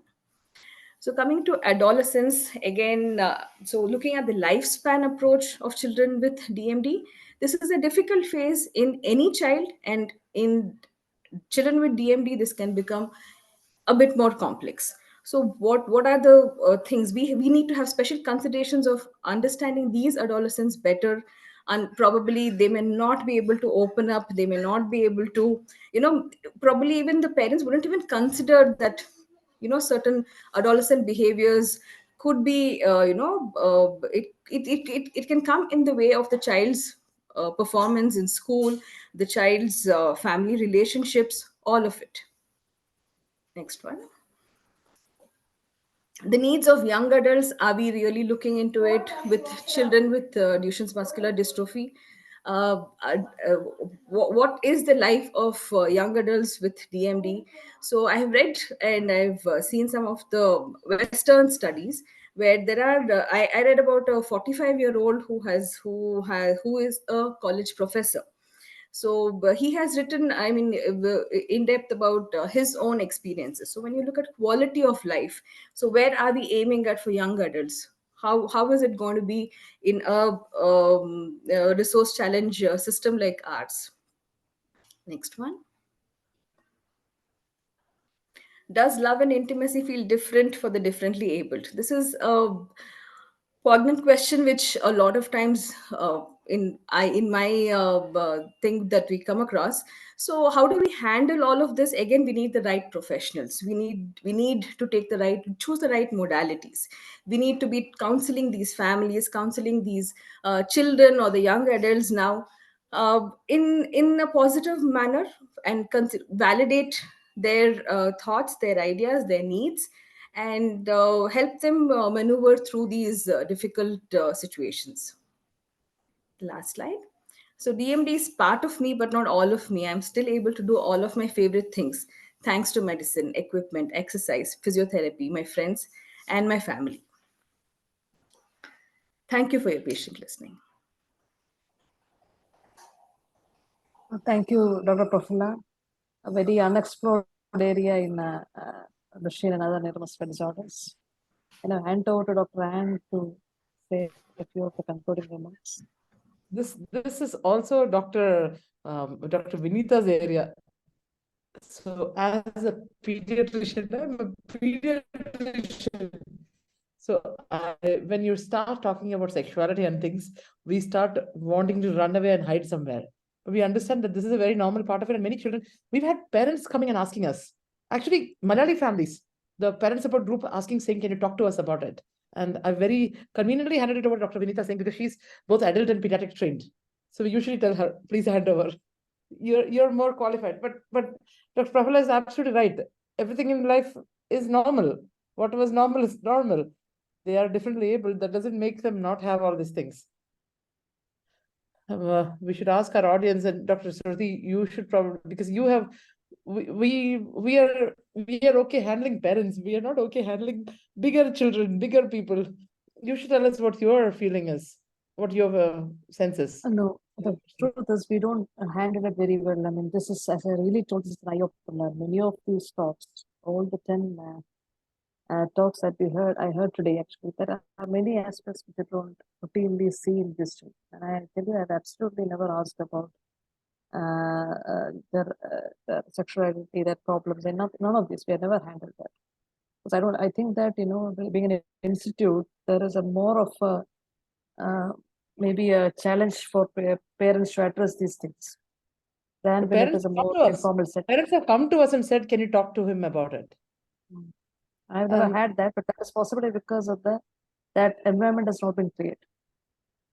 Probably also because when they're coming to many of us, they're coming thinking their life is threatened. Now we are taking away the threat from life. They're living longer. So when they're living longer, they're having more problems or newer problems. So we have to deal with those problems. Yes, and when they tell there is depression, he doesn't interact as well as previous. Now that he has become teenage, there are more problems. We tend to refer them to a psychologist or a counselor. But there are deeper issues there. Yeah. Boyfriend, girlfriend, they look infantile. They don't have secondary sexual features because we're giving them steroids. All of these things are also there. Yeah. Anybody in the audience? So there's a Dr. Parandaman who's a geneticist. Anybody who wants to make a comment? We have very good audience who've stayed very long with us. Does anybody want to make a comment? Mr. Anish is one of our There is senior. one question in the chat, so I just asked that. Mr. Mohakrishnan has asked that he has a doubt regarding assessment. If a child is cognitively normal, but due to some external environment, he is not being cooperative, how is it possible to assess? So I think he asked at the time of physiotherapy session. Okay, can I answer? Yeah, Can I please do. answer? Please do. Yeah, thanks for that question.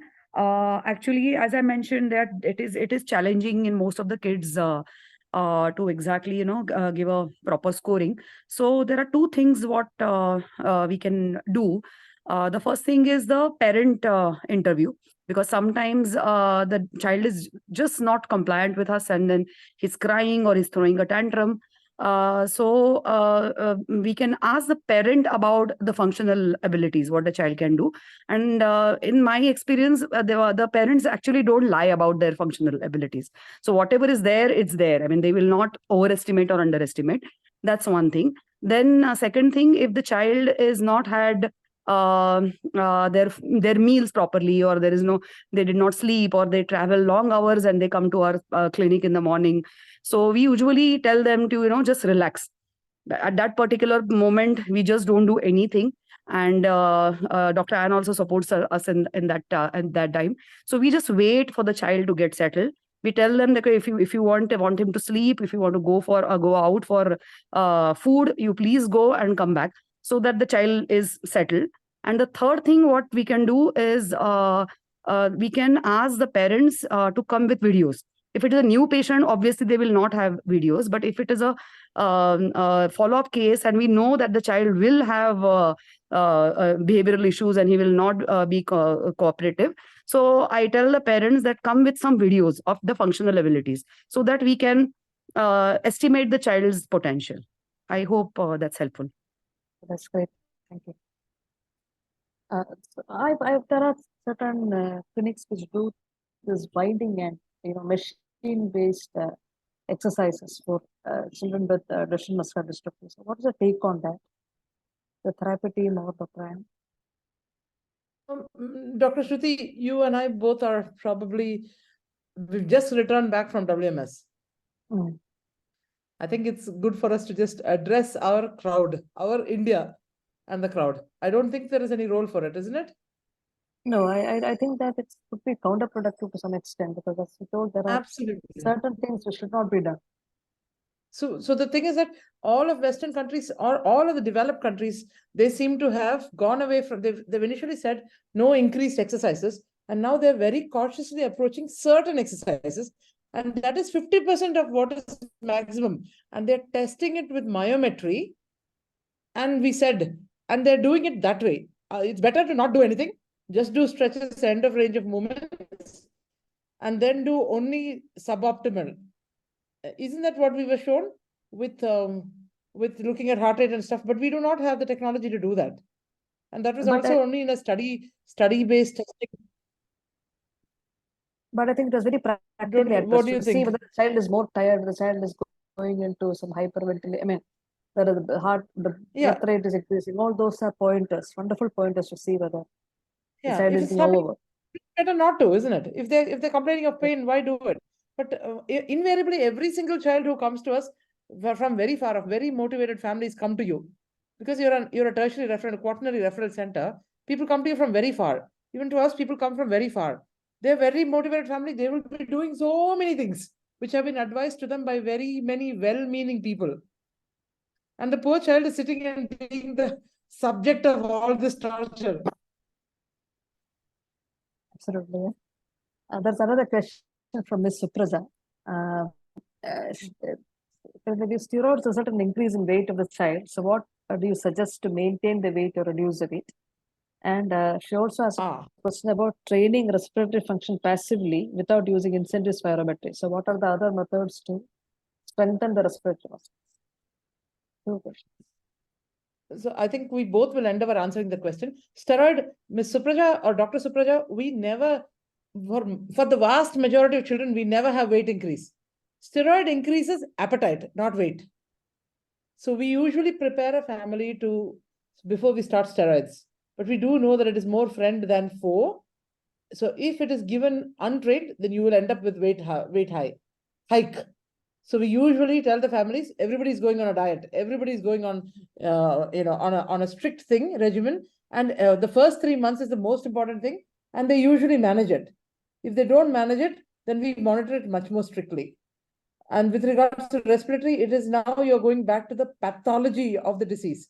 It is still a skeletal muscle. Your respiratory muscle is a voluntary skeletal muscle. You're still going to damage it by overpressuring. What do you think, Dr. Shruti, if you're going to overtrain it? It's the same principle that we're talking about exercise. Yes, I agree. I mean, Dr. Neha had actually mentioned it. It is actually better to take a bit of a passive approach as far as respiration is concerned, rather than repeatedly do this incentive spirometry and similar breathing exercises, as we call them. It may be. Yeah, please do that. It's a little bit of thoracic mobility exercise, like for example, just a little bit of pectoral stretching, and to just temporarily relieve the pressure of the thoracic spine a bit. So spinal mobility, like extension and rotation exercises, a little bit of that, and arm movements, how much ever possible. This interspersed with some breathing exercise will help with to whatever extent lungs can expand, that can be achieved. And second thing is blowing through straws, relaxed pursed lip breathing, diaphragmatic breathing. So these are the things that can be done on a regular basis.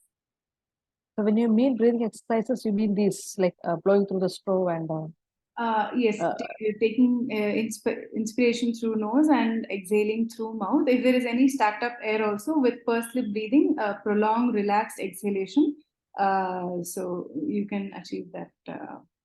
There's no. Hello? So do you ever recommend alternate modes of like Ayurveda or other pranayama things? Yes, a lot of them are already practicing pranayama and all. So they do it. What I ask them to, what we usually tell them to do is to do it in a relaxed manner in a semi-fowler position, so that your spine is not intact. More of a reclined position is what we suggest, and twice a day should be sufficient. About 10 to 12 repetitions. I have one question regarding this cough assist device. Neha, could you just tell one exactly? I mean, when do we need to start the cough assist device? How do we procure it, and do we need it to the institute or for the patient? So the cough assist device, or a mechanical insufflator accelerator, it's also called an MIE device.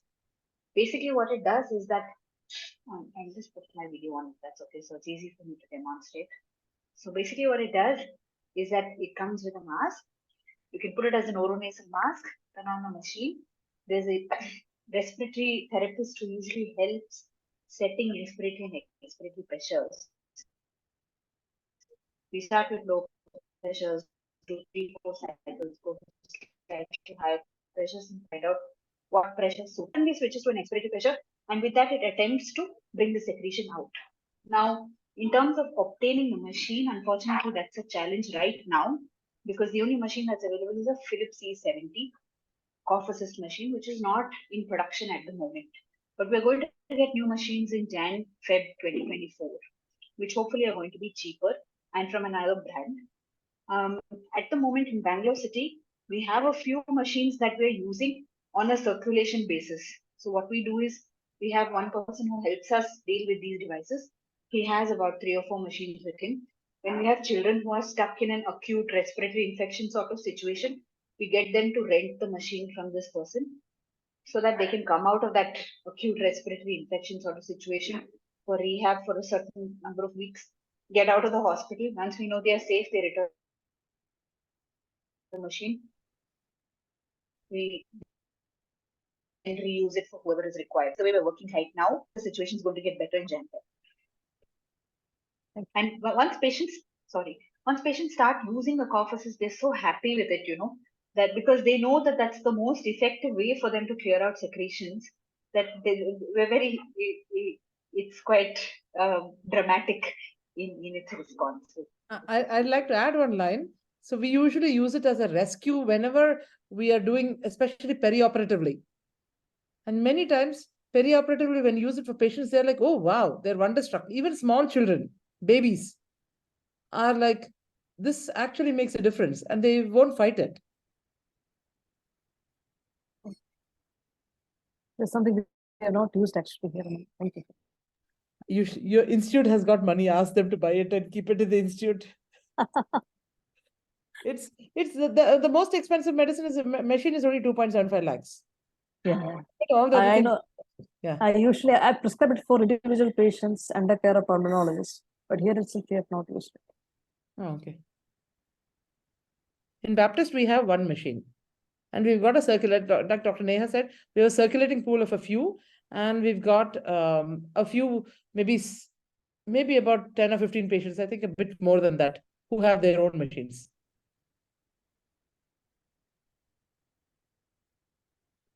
Dr. Shruti, I should say, thank you so much for making it. You forced us to think and scratch our head and make this happen.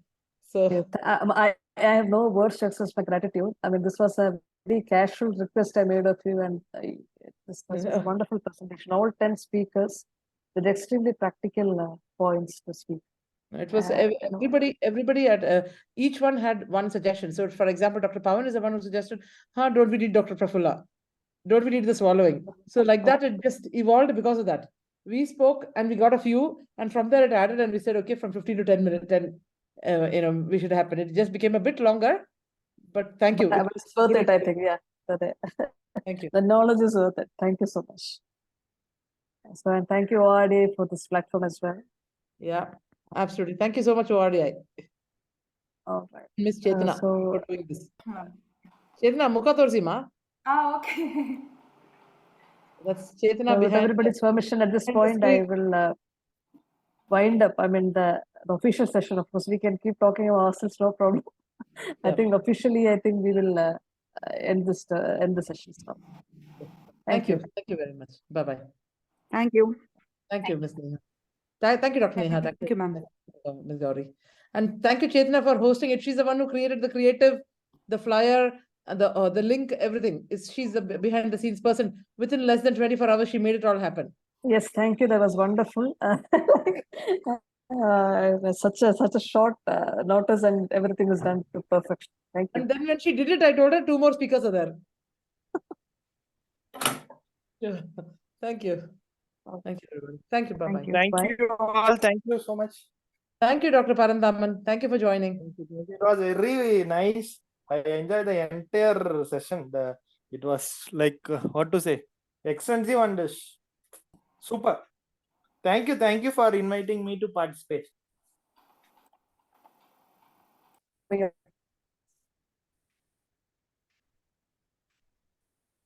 Try and thanks for saying it. So I mean, it was a very small request from our side, and you made it into such a wonderful program. You have very all your team members. Thank you, Dr. Parandaman. Bye bye. And big thank you to Dr. Vinita and Ms. Mahima